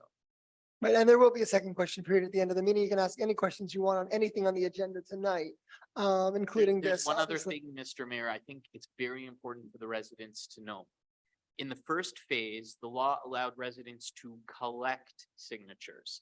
So the law uses the expression request to open a register, but for all intents and purposes, it's very similar to a petition. So a petition is something that you can go around and you can collect. And if I recall correctly, residents were given a form and every person was filling out this form, and these forms were brought to City Hall. In the case of a register, it's held generally on premises. So people come here and they physically sign, and there are staff that are available. And again, I can't insist upon this enough. If there are questions, the legal department is there to answer them. There are people there between 8:30 and 4:30 every day. They have the maps, they have the bylaw, they will give you the process, they will give you the information. And you should definitely feel free to call, because it's part of their role and our role to serve anybody who has any specific questions. So 45 days to my calculation would be by August 21st. We wanted, council is of the opinion we'd like to do it as 24th. 24th, even better. We'd like to do it as close as possible to that date, particularly, I don't know, when is the date when kids get back to school? 28. Yeah. On the other side, the 30th. Anyway, want to do it as late as possible so people have an opportunity. We'll try to find a date that's the most likely that people will be around. Calendar dates. Calendar. Excellent question. Okay. Okay, no, we can't do the talking back and forth in the audience. I agree. I totally agree. We can't do talking back and forth in the audience. All right. But anyway, so that is that one. And it's been moved and seconded, all in favor. Carried with how many against? 1, 2, 3, 3 against.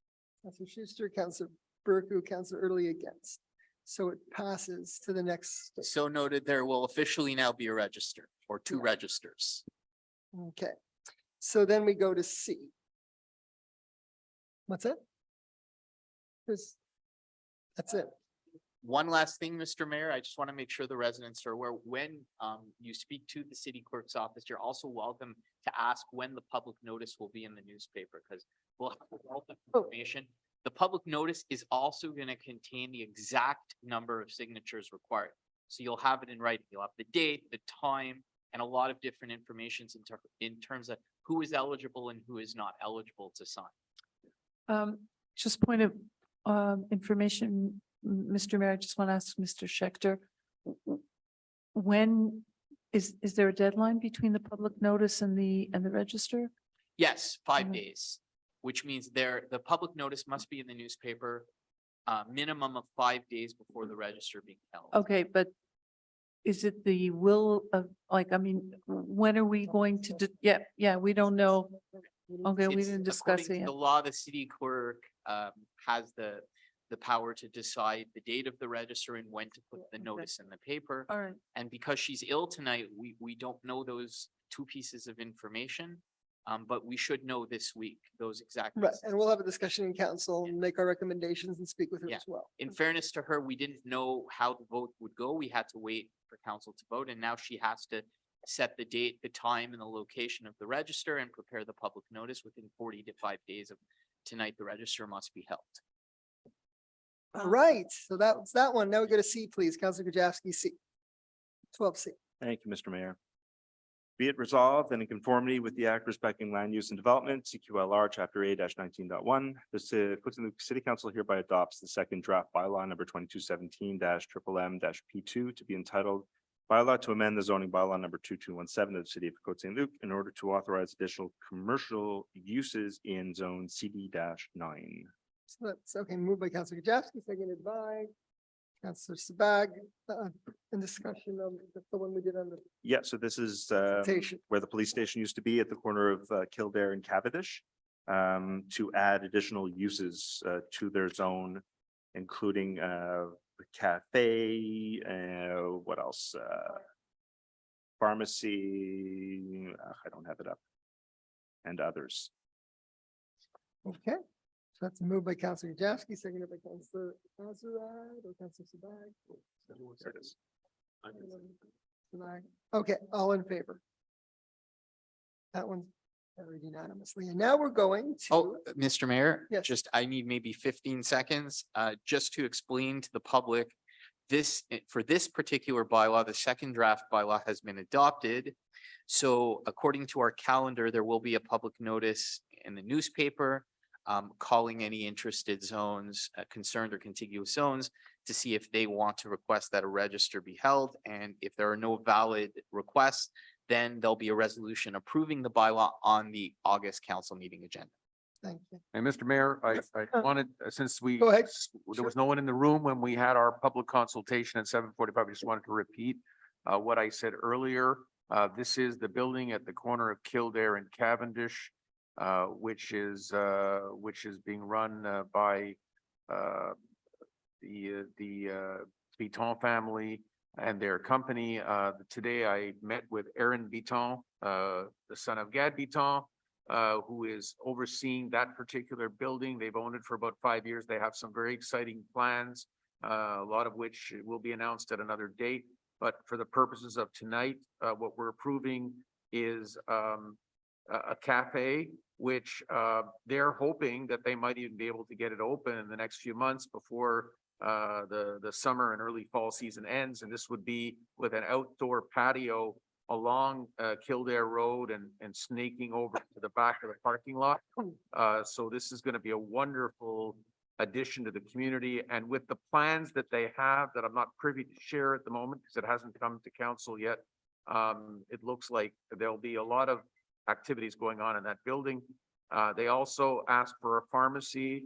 I had mixed feelings about the pharmacy because Pharmaprix, David Bannon, serves our community so beautifully, and we're not looking to add competition, but based on the plans of the building, they do have plans to have healthcare services in that building. More to come at a future date, but there will be a need for a small pharmacy in that building. They're going to have to make an exterior entrance, so they're going to have to do some construction, and the work is going to have, there's going to be an entrance from Cavendish Boulevard, and for the cafe, there'll be an entrance through the back where there's quite a large parking lot. So I had the opportunity to tour the building with Mr. Biton this morning. I haven't been in it for a long time, And there'll be a lot of interesting proposals coming forward to us in the next few weeks, next few months, coming to PAC and then to council. So thank you. Thank you. All right, so I think that was already done. So we're gonna move, Councilor Gajewski, we have two more words, okay, 12.1 and 12.2. So I'd like to see how fast you can go through them. I believe it's Councillor Benizri. Sydney, you're up. Item Yes. 12.1.1. Thank you, Councillor Kujawski. Est résolu que le plan d'implantation et d'intégration architecturale montrant un agrandissement arrière à l'habitation unifamiliale isolé sur le lot 1561866 est préparé par Agapi Plus Alt Architecte Seine pour la réunion du comité consultatif d'urbanisme du 13 juin 2023, soit approuvé conformément aux dispositions du chapitre 14 du règlement 22-17 de la ville de Côte Saint-Luc. Moved by Conseil Benizri, seconded by Councillor Azarad. Any discussion? Yes, thank you very much. So I'm going to vote against this. Have we been posting the minor exemptions, Councillor Erdely? On the screen? Yeah. What's the issue? Oh. Okay. Okay. Okay. All right. Okay. Yeah, so I sit on the PAC committee, as do other members of council. And as you can see, the facade that was approved in January of 2023 is the rear facade, which is at the bottom left-hand corner of the screen. Left-hand corner there, and there's a check in the back of the building. It's not one flat wall. There is a check. That's what was approved. That was what the permit was granted for. And suddenly we discover our inspector went to visit it between that time and sometime in the spring. And they discovered that the entire back wall was built flat. There was no recess in the right-hand corner, as you can see. And so the PAC, which is made up of architects who have a fair amount of knowledge and experience when it comes to the design of homes, recommended that we refuse this modified version because the original version was not respected. And I feel very strongly that we should respect this opinion and not accept this modification. So I'm going to be voting against it. Thank you. Any other comments? You want to call for the vote, Councilor Gajewski? Yep. All in favor? All in favor, 1, 2, 3. Yeah, I have 1, 2, 3, 4. All against? I'll break the tie in favor. Thank you. The resolution passes. Correct. Thank you. Next. So the minutes will reflect that the mayor voted and that the resolution passed with the names of the 4 councillors dissented. Okay, moving on. Item 12.1.2. 5020, 5304, 5360, 5370 McDonald. Want to do it? Yeah, go ahead. Thank you. That the site planning and architectural integration program showing the installation of 4 freestanding signs, 1 sign per lot in front of the multifamily dwellings on lot 208-8370, 208-8380, 208-8381, and 208-8382, and the prepared by Brilliant Designs for the Planning Advisory Committee meeting of June 13, 2023 be approved according to the provisions of Chapter 14 of Bylaw 2217 of the city of Côte Saint-Luc. All in favor? Moved by Councillor Sabag, seconded by Councillor Schuster. Any discussion? Yeah, four signs, all identical, on McDonald. Kind of identifying, buildings that have the same, ownership group. All in favor?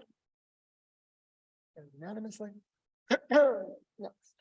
Moving on, and 12.1.3, 5523 Borden. I guess I'll do this one.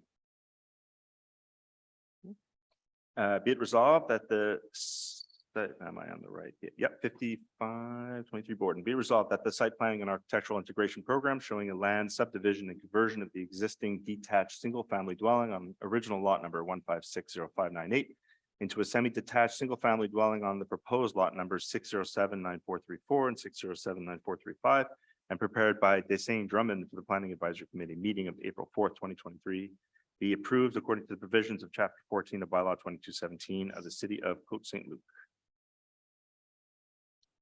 Move by Borden, moved by Councilor Berkeley. Sure. Thank you. I'll move it. I'll second. I thought you were moving it, One but, second. oh, okay. That's fine. Reverse the order. Can I speak to it then? Yeah, go ahead. Okay, so this is a very nice example of lot subdivision in order to convert the existing detached single-family dwelling into two semi-detached single-family dwellings. We all understand that there is, pressure to densify and to create more housing in Côte Saint-Luc as everywhere across the island. So we thought was presented to PAC, and in fact, the lot is big enough to accommodate for two semi-detached homes, and in this case, one of them does not have a parking garage. So we're going to have to give a minor exemption for that. But the owner feels that they can, work around this issue and also integrate into the landscape, because it's very nice mature trees in that neighborhood, and the house will work around the existing landscape. Thank you. Okay, nice house. Moved and seconded. All in favor? That one's cast unanimously. And the next one. Item 12.1.4, 5615 Rand. Be it resolved that the site planning and architectural integration program showing the construction of a second story and lateral extension on the existing detached single-family dwelling on lot 1053134 and prepared by Ariel Aron Architect for the Planning Advisory Committee meeting of June 13th, 2023, be approved according to the provisions of Chapter 14 of Bylaw 2217 of the City of Côte Saint-Luc. Round. Okay, so Yeah. moved by Councilor Gajowski, seconded by Councilor Azarad. Any discussion? So this is a project that came back to the PAC a couple of times with some revisions, reducing the I guess flatness of the facade and integrating better into the streetscape. It is a minor exemption as well as the design, so we'll get to that later on in the agenda. But a nice project, not overly overwhelming to the one-story and two-story houses on Rand. Moved and seconded, all in favor? Carried unanimously. And we go to the next one. 12.15 5899 Beethoven. I think that went too far. Be it resolved that the site planning and architectural integration program showing front facade modifications to an existing detached single-family dwelling on lot 1560804 at 5899 Beethoven and prepared by this is going to be fun. Le Bourg-Nerisk Architecture for the Planning Advisory Committee. I think I got that right. For the Planning Advisory Committee meeting of June 13th, 2023, be approved according to the provisions of Chapter 14 of Bylaw 2217 of the City of Côte Saint-Luc. Moved by Councilor Gajowski, seconded by Councilor Schuster. Any discussion? Pretty straightforward facade modifications. I think a slight improvement on the existing facade of this home on Beethoven. All in favor? Carried unanimously. We go on. Item 1216, 6585, 6595, Mackle. Be it resolved that the site planning and architectural integration program showing the installation of 2 signs on the existing mixed dwelling for the West End Cavendish Athletic Club on lot 1561097 and prepared by Brilliant Designs, the Planning Advisory Committee meeting of June 13th, 2023 be approved according to the provisions of Chapter 14 of Bylaw 2217 of the City of Côte Saint-Luc. Moved by Councillor Kajowski, seconded by Councillor Schuster.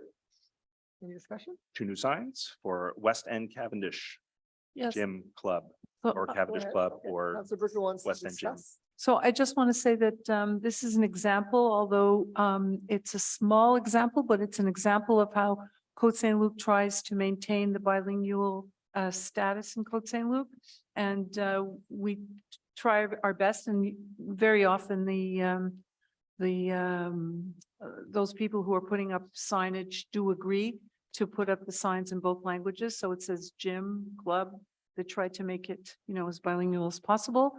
And, you can't take anything for granted. I mean, a lot of, it looks simple, but a lot of work went into getting that final formulation. So I think that it's well done and well received. Thank you. It was a long discussion in the pack for these signs, and it came back for a second pack meeting as well. So there is certainly a lot of work that goes into something that looks relatively simple. It's been moved and seconded. All in favor? Carried unanimously, and we move to the next section. Minor exemptions. So let's go with 5523 Borden. Be it resolved that in accordance with the provisions of bylaw G18-0005, the request for a minor exemption regarding the property located at 5523 Borden, lot 1560598, that will be subdivided into lots 6079434 and 6079435, be and is hereby approved, the whole as more amply delineated hereunder. The request is to allow a land subdivision and conversion of the existing detached single-family dwelling into a semi-detached single-family dwelling with no interior parking spaces on the proposed lot 6079434 existing house, and with 1 interior parking space on the proposed lot 6079435 new attached dwelling. Instead of providing 2 interior parking spaces when the dwelling's proposed area is greater than 167.22 square meters or 1,800 square feet, excluding the area of the garage and of the basement floor, and with both proposed lots 6079434 and 6079435, each having a minimum land frontage of 11.4 meters, total minimum land frontage for a semi-detached dwelling of 22.8 meters, instead of the minimum required land frontage for each lot of 12.19 meters, total minimum land frontage for a semi-detached dwelling of 24.38 meters. Moved by Councillor Kajowski. Oh, not done. Oh, not done. The whole, no, my apologies. The whole, not, I needed a breath. The whole notwithstanding the provisions of zoning bylaw number 2217 Annex B, Zone RU-3 and Article 7-2-1A. Moved by Councillor Kajowski, seconded by Councillor Berger. Any more discussion on this one? No, sir. I grew up on that street. It was a nice big double lot and a nice house. Interesting how they made that happen. Yeah, it's going to be very nice. All in favor? Carried unanimous. Okay. Item 12.2.2, 5615 Rand. Be it resolved that in accordance with the provisions of bylaw G 18-0005, the request for a minor exemption regarding the property located at 5615 Rand, lot 1053134, be and is hereby approved, the whole as more amply delineated hereunder. The request is to allow the construction of a 2nd story and lateral extension on the existing detached single-family dwelling without having to provide a 2-car garage when the dwelling's proposed area is greater than 167.22 meters squared or 1,800 square feet, excluding the area of the garage and of the basement floor, and with a maximum building height of 28 feet 8 inches instead of the maximum allowable height of approximately 26 feet measured from the city sidewalk as per zoning bylaw 2217, which states the maximum authorized height of any building in the concerned zone shall be neither inferior nor superior by more than 25% in relation to the average height of the neighboring buildings located at less than 30 meters on the same side of the street from the building in question. The whole, notwithstanding the provisions of zoning bylaw number 2217, Annex B, Zone RU-22, Article 7-2-1A, and Article 14-11-4. Moved by Councillor Kajowski, seconded by Councillor Azarad. Any discussion? So this is just two minor exemptions, one for the house not requiring a two-car garage and the other for the roof height, which will be maximum 28 feet, 8 inches instead of the previous allowable height of 26 feet. Moved and seconded, all in favor? Carried unanimously, and we move to Hudson. Okay, 5624 Hudson. Be it resolved that in accordance with the provisions of bylaw G18-0005, the request for a minor exemption regarding the property located at 5624 Hudson, lot 1053091, be and is hereby approved the whole as more amply delineated here under. The request is to allow the construction of a balcony in the rear yard located at a minimum distance of approximately 1.6 feet from the rear landline instead of the minimum required distance of 10 feet from the rear landline, with a maximum encroachment of approximately 16.7 feet into the minimum rear setback instead of the maximum permitted encroachment of 10 feet into the minimum rear setback, at a minimum distance of approximately 10 inches from the common landline instead of the minimum required distance of 2 feet from the common landline in the case of a semi-detached dwelling. The whole notwithstanding the provisions of zoning bylaw number 2217 Annex B, Zone RU-20, Article 4-4-3, Article 4-4-2, Table 1, and Article 4-4-5A. Moved by Councillor Kajowski, seconded by Councillor Azarad. Any discussion? So this is just to essentially legalize a deck that was rebuilt in the same spot that is encroaching a litcan bit on the side and too close to the rear landline, but it's a balcony that was in existence for as long as anyone can remember. We have an old photo from, I don't even know when, way back. And the homeowner simply demolished that and rebuilt the deck in exactly the same spot. Okay, it's been moved and seconded. All in favor? Carried unanimously, and we've moved to Mackle signs. Yes, sir. Thank you, Mr. Mayor.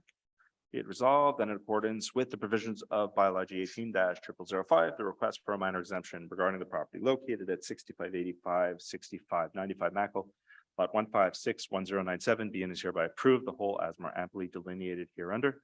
The request is to allow the installation of 2 signs on the existing mixed dwelling for the West End Cavendish Athletic Club. One side to be located on the facade facing Mackle Road with a maximum sign area of 55.5 square feet instead of the maximum permitted sign area of 20 square feet. And one sign to be located on the facade facing Armstrong Avenue with a maximum sign area of 22.8 square feet instead of the maximum permitted sign area of 20 square feet. The whole notwithstanding the provisions of zoning bylaw number 2217, Article 9-3-2. Moved by Councillor Kajowski, seconded by Councillor Schuster. Any more discussion on this? We already did it. So all in favor? Carried unanimously, and we go to Kildare, 6501 Kildare. Thank you, Mr. Mayor. Be it resolved that in accordance with the provisions of bylaw G18-0005, the request for a minor exemption regarding the property located at 6501 Kildare, lot 287-1970 be and is hereby approved, the whole as more amply delineated hereunder. The request is to allow the construction of a patio in the front yard at a distance of 0 meters from the front land line instead of locating the patio at the rear of the main building with a minimum rear and lateral setback of 0.91 meters or 3 feet. The whole notwithstanding the provisions of zoning bylaw number 2217, Article 4-4-1 and Article 4-4-5C. Moved by Councillor Kajowski, seconded by Councillor Schuster. So just to clarify, yeah, we don't. Councillor Cohen, yeah, it's the Chabad, right? Yeah, there is the Chabad. So that's, this is Chabad, the, sorry.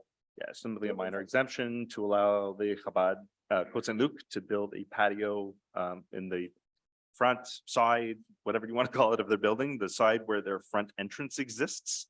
I think this is a good thing. It'll greatly improve the visuals of the area. It'll be directly adjacent to the little city parkette there where they have little events. Yeah, sounds good. That's all. Moved and seconded, all in favor?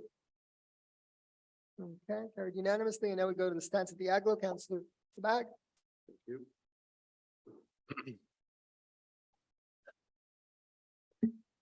Thank you, Mr. Mayor. Be it resolved that the city take the following stance in view of any agglomeration council meetings to be held in August 2023 as follows: to authorize the mayor or his duly authorized replacement to make any decisions he deems necessary and in the best interest of the city of Côte Saint-Luc and its residents regarding the items on the agenda of the agglomeration council meetings to be held in August 2023, based on the information to be presented during this meeting. Moved by Councillor Sabat, seconded by Councillor Schuster. All in favor? Carried unanimously, and now we go to other business. We have if there's no other business, we'll go to second question period. This is the opportunity to ask any questions on items that were already on the agenda. So if anybody wishes to ask a question, they can come up to the mic. Just come up to the microphone, person who wishes to ask. Give your name and address. Thank you. Hi, Rosemary Steinberg, 5828 Smart, not part of a concerned zone or contiguous zone for the project on Mackle on Westminster, but a concerned citizen. I understood that you said that there would be a notice in the newspaper about when the registry would be open. May I ask what newspaper specifically, given the suburban no longer gets delivered?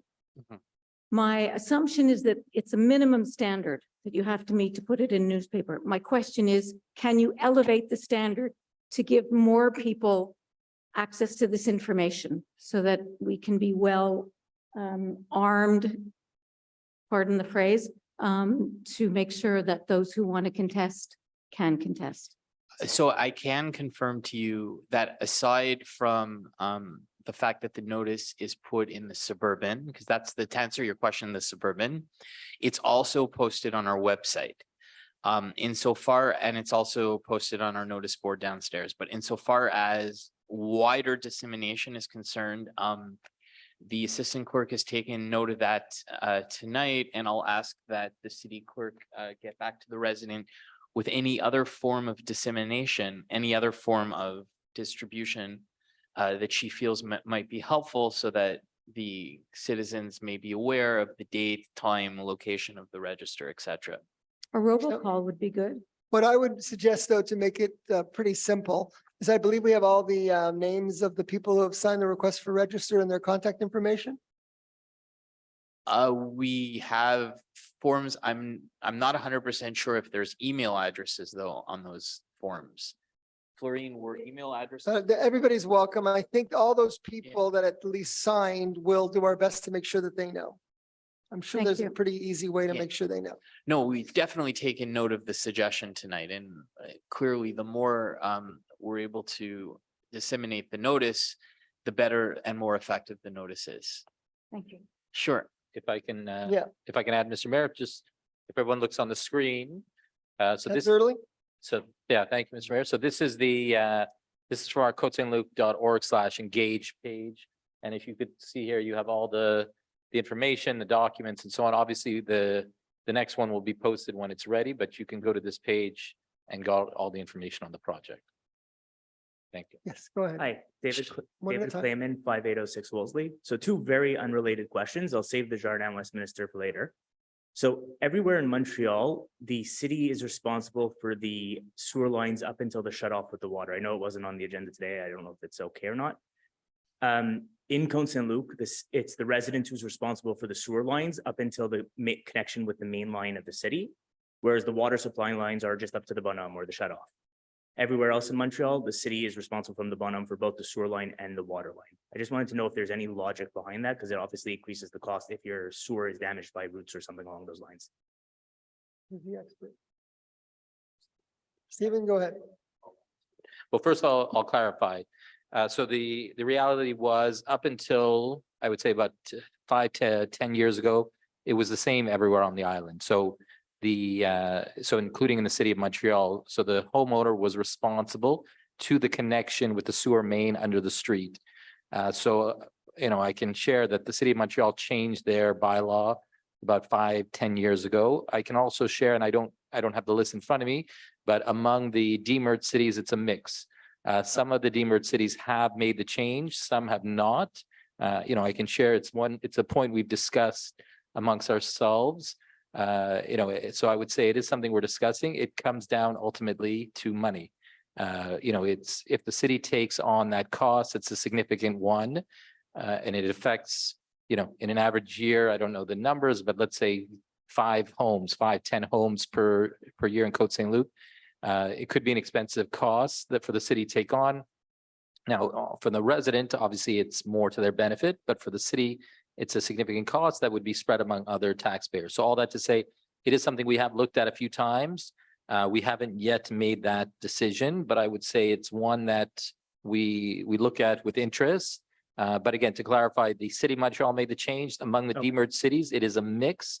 Some have and some have not. But if you would ask, like I said, 10 years ago, every city on the island was making residents pay or do the full cost to the actual sewer main under the street. So then just not really a follow-up, but more comments, because I looked into it for my house a few years ago, and obviously roots in the drain and the normal problem. To connect it up to the Bonhomme was about $2,000. To fix it up to the street was $15,000 to $20,000, which puts it out of reach for a lot of people to repair their home. But the best part was, I was also going to change the water line at the same time, which was very much included in the $2,000 because they run together. The city wanted to tear up the street for the water line for their portion, repave it, and then have me tear it up for the sewer line. So I don't know if that's something that could just be looked at in the terms of the process, because if the street's being opened, it should just be opened once. So I won't get into specifics. I would say, if I may, you're certainly right that we don't want to rip up the street twice.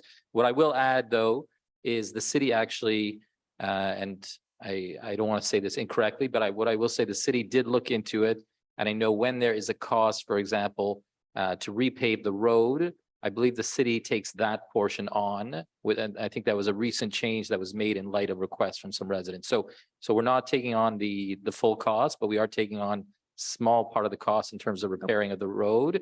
But definitely, I don't want to get into specifics of your case, but I would say the goal from the city is not to have to rip up streets twice. So I would say definitely we want to be more efficient. But like I said, it's a much bigger question and one we have discussed. And I can tell you, as my home is about 60 years old, as our many in Côte Saint-Luc are starting to age. And it's one we're going to have to discuss more in the next few years. Okay. Thank you. And so the other question is just in terms of the Jardin Westminster project. So once the referendum gets, or the register gets open, sorry, I want to use the right terminology because it gets confusing. Let's assume we get all the signatures that are needed in 1 or 2 zones. What is the next step? Because I assume that's not the end of this. You assume correct. The next step is it comes back to council, and council would have 2 options.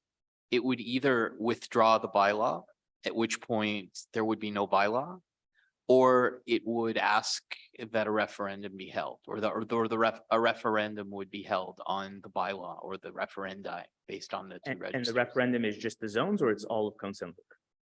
It would be the zones that participated in the register. Okay, so it's the same zones. It doesn't. Yeah. Okay. Yeah, it doesn't open up Côte Saint-Luc wide. Okay.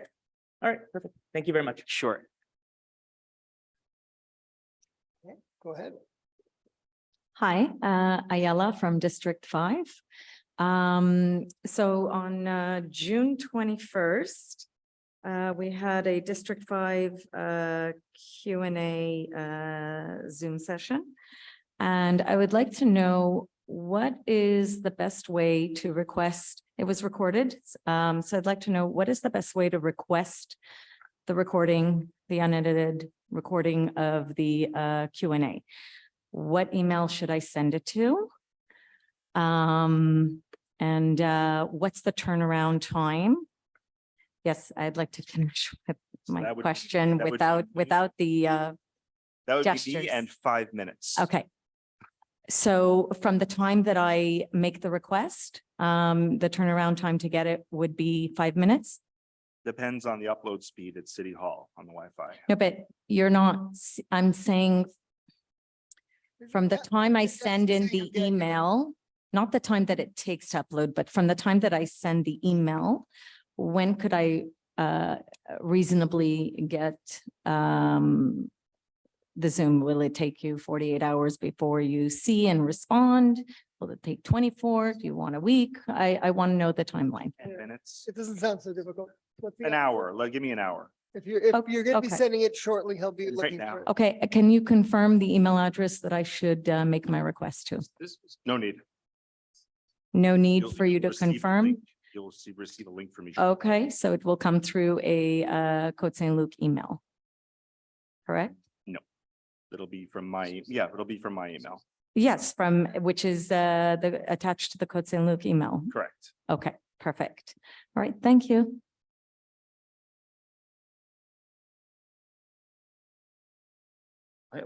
I have a simple question. It's Armando from 5807 Smart. Yep. On the registry, can you vote by proxy or can you pre-vote in case you cannot make it? I'm not the one who will be presiding over the register, but from previous experience, it would be something that someone would have to, as a general rule, do in person. But my suggestion is to call the city clerk's office anytime during the week and you'll get a direct and final answer to that question. The general practice is that people come to City Hall on the day designated and they sign.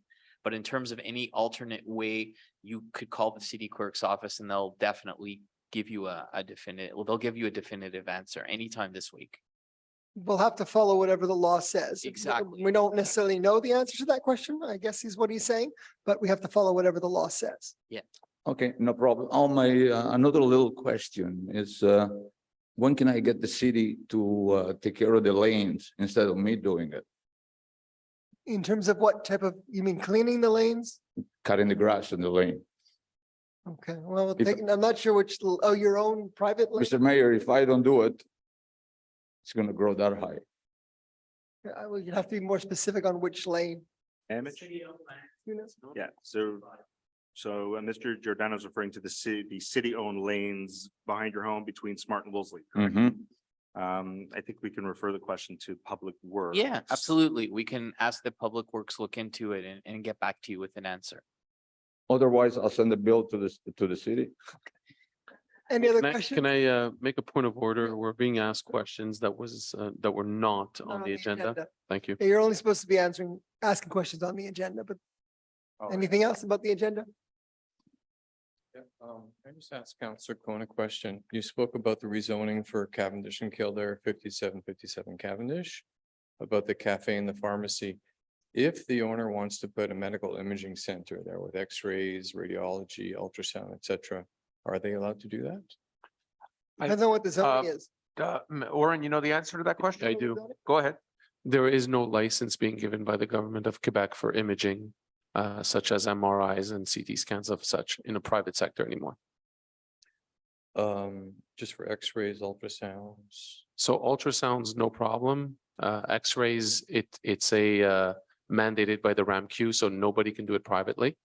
But for MRIs and such, the licenses are completely done and done with the government of Quebec. But from a zoning perspective, is the owner allowed to do it? If he could. Well, we'll have to refer, but you know, for a medical clinic, is that industrial? Well, any zoning request has to go through the normal procedure. And obviously, if they could get the zoning, first they would have to have a tenant that was allowed to do the service. But Councillor Early, you wanted to add to that? Yeah, no, I was just gonna add that according to the zoning, and I'm just making sure I'm reading it correctly. But I believe it includes medical laboratories. You know, I'm looking here, medical clinics, medical laboratories, I believe are included in the zoning. So that would include regular x-rays and ultrasounds? It's because it's CD9, correct? Yeah. So I mean, I'm looking at my understanding is it's actually included in the current zoning of CD9, which includes currently Medical laboratories. medical it's there. clinics, medical laboratories, psychiatric clinics, veterinary clinics, alternative medicine, homeopathy, osteopathy, massage therapy, and so on. It gives a long list. But I would say the best thing, if you reach out to urban planning, they can give you the super long list, but definitely from what I'm seeing, medical laboratories are part of that. This is step one of a very big program that they have planned to totally change the face of that building. And they do have some very potentially exciting news. I know you've been in touch with Aaron Biton. I put you in touch with him, so I'm sure they would welcome your practice in the community. But they are looking at that. They're looking at possibly a blood test center, which I think Oren is possibly allowed to give blood tests. Which would certainly be a bonus for people who have to go pretty far. Listen, in an ideal world, if it was permissible, oh my gosh, would I love for there to be radiology in Côte Saint-Luc where you didn't have to go to Clark or Westmount and you can go right around the corner. But I don't know. Councillor Sabag has said he doesn't believe that's possible and he would know better than I, being a medical professional. But there's good things coming for that building. And hopefully one of them will be Dr. Norman Sabin walking to work. Well, medical imaging would make it a really quality medical center, you know, I mean, like you were saying, like, where do people go for an X-ray and ultrasound? They gotta like hustle, they gotta find parking to get to Côte-des-Neiges or Queenie or whatever, and it's crazy. We should have some good quality medical imaging center here in Côte Saint-Luc. Thank you. Any other questions? First, thank you, Mr. Rochner, for answering right away to our email because everybody had a big trouble for the request of register, and they didn't know what to write. They were asking, calling, and we couldn't have any help from Mr. Kowalski. So you send us to the city to ask, how do you feel it? So everybody's doing the best they can. Go ahead. What's the question?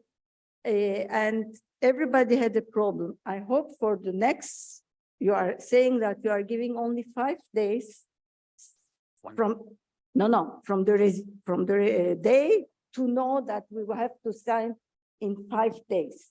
It's it's a minimum of 5 days. We can give more. We're going to give as much as we can, and Yeah. we're going to do it as close as possible to the deadline. Because people could be on vacation and they Right. want to come and sign maybe, we don't know. But if it's 5 days, it's, as you say, I mean, minimum 5 days, I think it's a very short Right, time. the intention of council has been expressed tonight is we are going to ask, we're not in charge, we're going to ask the city clerk Yeah. to give as much time as possible in terms of the latest possible date before the expiration of the 45 days to allow people to be fully aware of the date and advise them well in advance of that date and try to pick a date where people are in town. Because not everybody goes right away every day to the Côte Saint-Luc org to check. So it can take 1 week to check if it's the day, because not everybody will go every day on the suburban or, right? We No, need see, more time. we have a lot of what I'd call organizers here, and you'll all know. Okay, thank you. Any other questions?